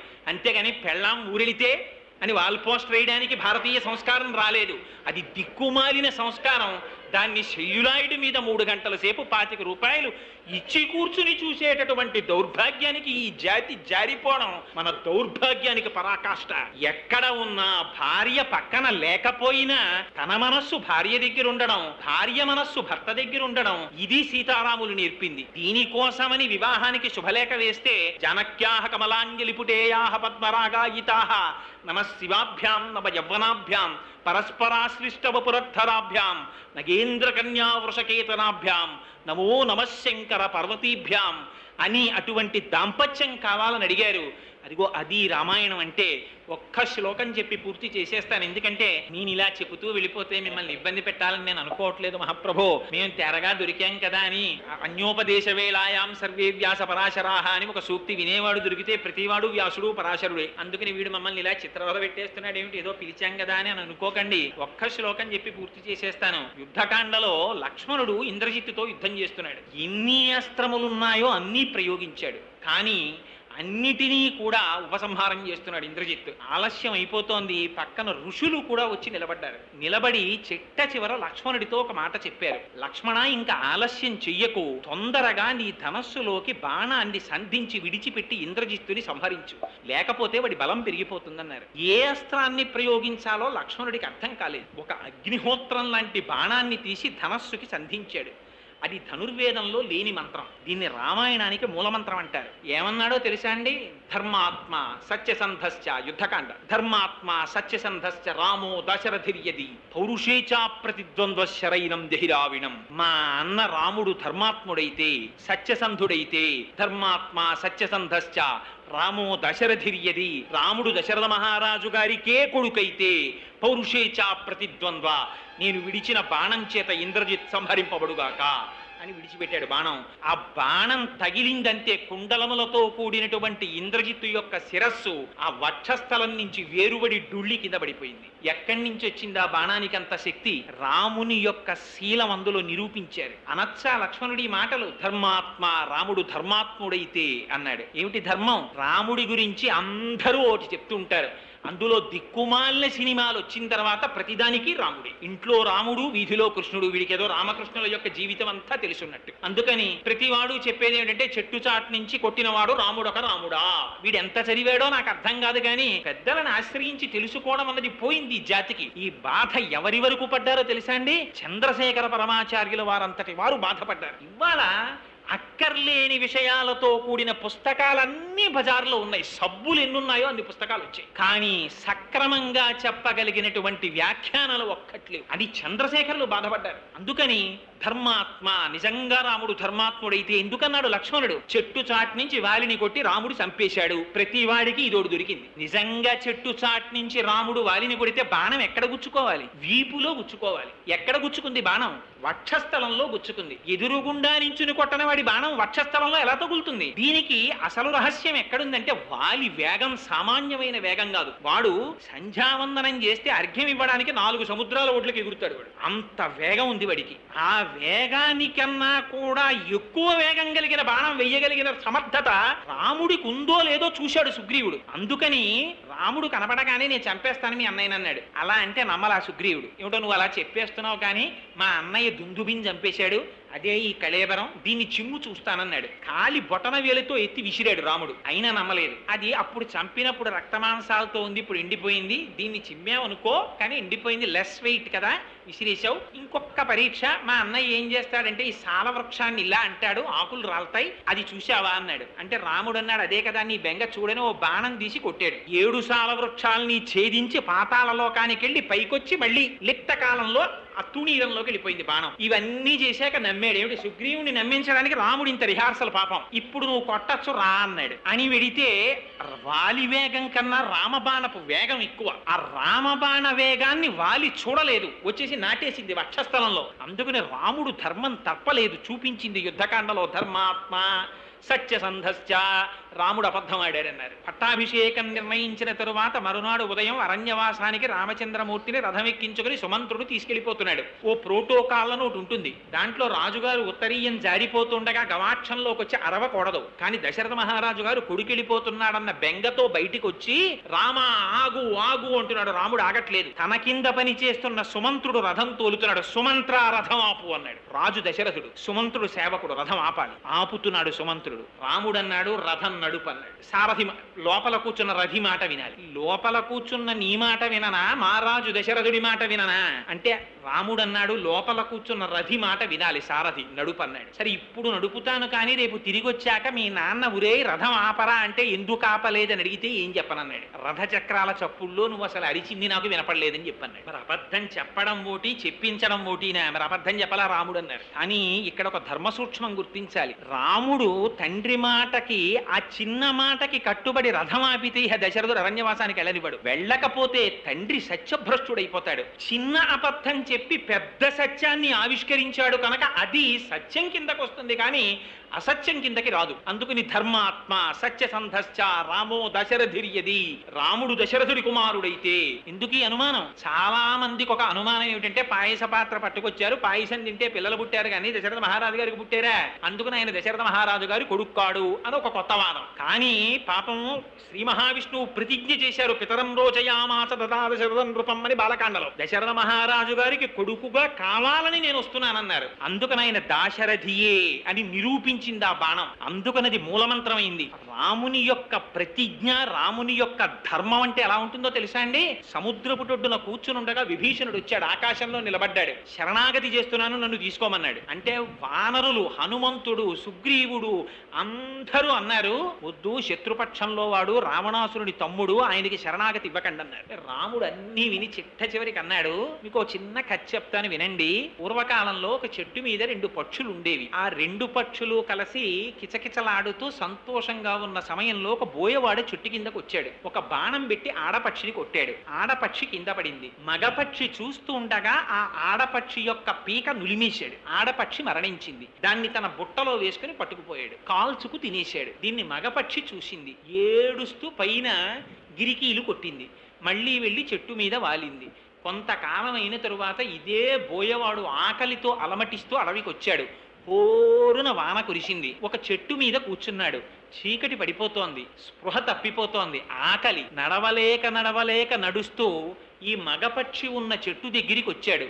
ఆ చెట్టు యందు ఒక దేవత ఉన్నది అని విన్నాడు. వచ్చి చెట్టు కింద పడిపోయాడు. ఆ దేవత రక్షిస్తుందని. పైనున్న మగపక్షి చూసింది. తెలిసి వచ్చినా తెలియక వచ్చినా నేనున్న చెట్టు కిందకొచ్చి పడిపోయాడు కాబట్టి ఇంటి ముందుకి అన్నార్తితో వచ్చి పడిపోయిన అతిథితో సమానం. ఈయన ఆకలి తీర్చాలనుకుంది. ఎగిరి వెళ్లి ఎండు పుల్లలు తెచ్చి అక్కడ పెట్టి ఎక్కడి నుంచో అగ్నిహోత్రం తెచ్చి వెలిగించింది. ఆ వేడికి బోయవాడు తెప్పరిల్లాడు. తినడానికి ఆహారం కావాలి. పక్షి బోయవాడిని తనని ఆహారంగా తీసుకోమని చెప్పి తానే అగ్నిలో పడి మరణించింది. ఆ బోయవాడు ఆ పిట్టని తిని బతికాడు. తన ఉన్న చెట్టు దగ్గరికి వచ్చి పడిపోయినటువంటి బోయవాడికే ఒక పక్షి తిర్యక్ జాతికి చెందినది అతిథికి ఇంత సత్కరిస్తే, మనుష్య జాతిలో పుట్టి క్షత్రియుడనై పుట్టి సకృదేవ ప్రపన్నాయ తవాస్మీతి చయాచతే అభయం సర్వభూతేభ్యో దదామ్యేతద్వ్రతం మమ అని ప్రతిజ్ఞ చేసి ఎవరు రామా నీ వాడనన్న రక్షిస్తానన్న వాణ్ణి ఇవాళ కృతజ్ఞతతో విడిచిపెట్టనా? విభీషణుడే కాదు, రావణాసురుడే వచ్చినా రామా నీకు శరణంటే చాలు ఆయన్ని రక్షిస్తానని విభీషణుడిని శరణాగతి చేస్తే తీసుకున్నటువంటి వాడు రామచంద్రమూర్తి. మహానుభావుడు ధర్మాత్ముడై సింహాసనం మీద కూర్చోవడం కోసం తన భార్య పతివ్రత అని తెలిసినా ధర్మాన్ని నిలబెట్టడం కోసం భార్యని పరిత్యజించిన వాడు రాముడు. రాముడి జీవితంలో ఎప్పుడూ తన స్వసుఖాన్ని కోరుకోలేదు. యుద్ధకాండ అయిపోయిన తర్వాత తిరిగొస్తూ ఒకవేళ భరతుడికి రాజ్యం ఏలాలన్న కోరిక కనపడితే హనుమ వెనక్కి తిరిగి వచ్చి నేను అడవులకు వెళ్ళిపోతానన్నాడు. అంతటి త్యాగశీలి రామచంద్రమూర్తి ఒకరి కోసం తాను జీవించాడు, కానీ తన కోసమని జీవించడం రాముడి జీవితంలో లేదు. తండ్రి పట్ల, తల్లి పట్ల, భార్య పట్ల, అన్న పట్ల, తమ్ముడి పట్ల, ప్రజల పట్ల, గురువు పట్ల, ఎవరి పట్ల ఎలా ప్రవర్తించాలో నేర్పాడు రాముడు. అందుకనేది రామాయణం అయింది. ఆ రాముడు చూపించినటువంటి ఆదర్శాల్లో ఒక్క ఆదర్శాన్ని ఎంచుకుని మహాత్మా గాంధీ గారు అన్నట్లుగా ఏదో ఒక్క ఆదర్శాన్ని మనం కానీ ఎంచుకోగలిగామా? కేవలం చెప్పడం కాదు, నిజంగా ఇన్ని చెప్పి నేను ఇన్నింటిని పాటించలేకపోతే నా అంతటి కృతజ్ఞుడు వేరొకడు ఉండడు. అటువంటి ఆదర్శాన్ని పాటించగలిగినటువంటి శక్తి కూడా రామచంద్రమూర్తే కటాక్షించాలి. అది రామచంద్రమూర్తి మన జాతికి పెట్టిన భిక్ష. అందుకని రామ జీవితం అర్థమైందా? రాముడి ఆదర్శం అర్థమైందా? ఒక మనిషిగా మనం ఎలా బ్రతకాలో మనకు అర్థమవుతుంది. అందుకే నేను మొదటే చెప్పాను, రామాయణం ఎంతకాలం ఉంటుందో అంతకాలమే మానవ జాతి ఉంటుంది. నేను అప్పుడప్పుడు శ్రీభాష్యం అపలాచార్య స్వామి వారికి ఫోన్ చేస్తే ఆయన ఫోన్లో అంటుంటారు, స్వామి సుందరకాండ చెప్పానండి మొన్న అంటే, కోటేశ్వరరావు తప్పకుండా చెప్పబోయ్, రామాయణం ఎప్పుడు భూలోకం మీద చెప్పబడదో ఆనాడు ఇహ మానవత్వం ఉండదు. మానవత్వం కోసం రామాయణం ప్రవచనం జరగాలి, తప్పకుండా చెప్పు నాయన అంటుంటారు. మహర్షి సదృశులు కనుక, వాల్మీకి వంటి స్థితిని పొందినవారు కనుక ఆ మహానుభావుడంతటి మాట అనగలిగారు.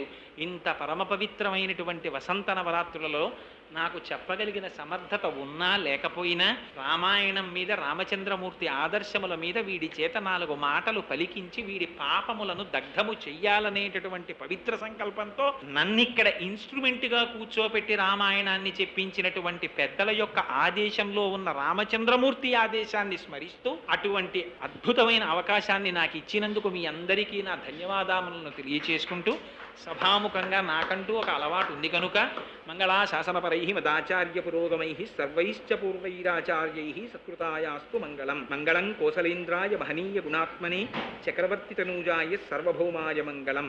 ఉమాకాంతాయ కాంతాయ కామితార్థప్రదాయినే శ్రీగిరీశాయ దేవాయ బలినాథాయ మంగళం. కరచరణకృతం వా కర్మ వాక్కాయజం వా శ్రవణనైనజం వా మానసం వాపరాధం విహితం వా సర్వమేత్తక్షమస్వ. శివ శివ కరుణాబ్ధే శ్రీ మహాదేవ శంభో. సర్వం శ్రీ ఉమామహేశ్వర పరబ్రహ్మార్పణమస్తు. స్వస్తి.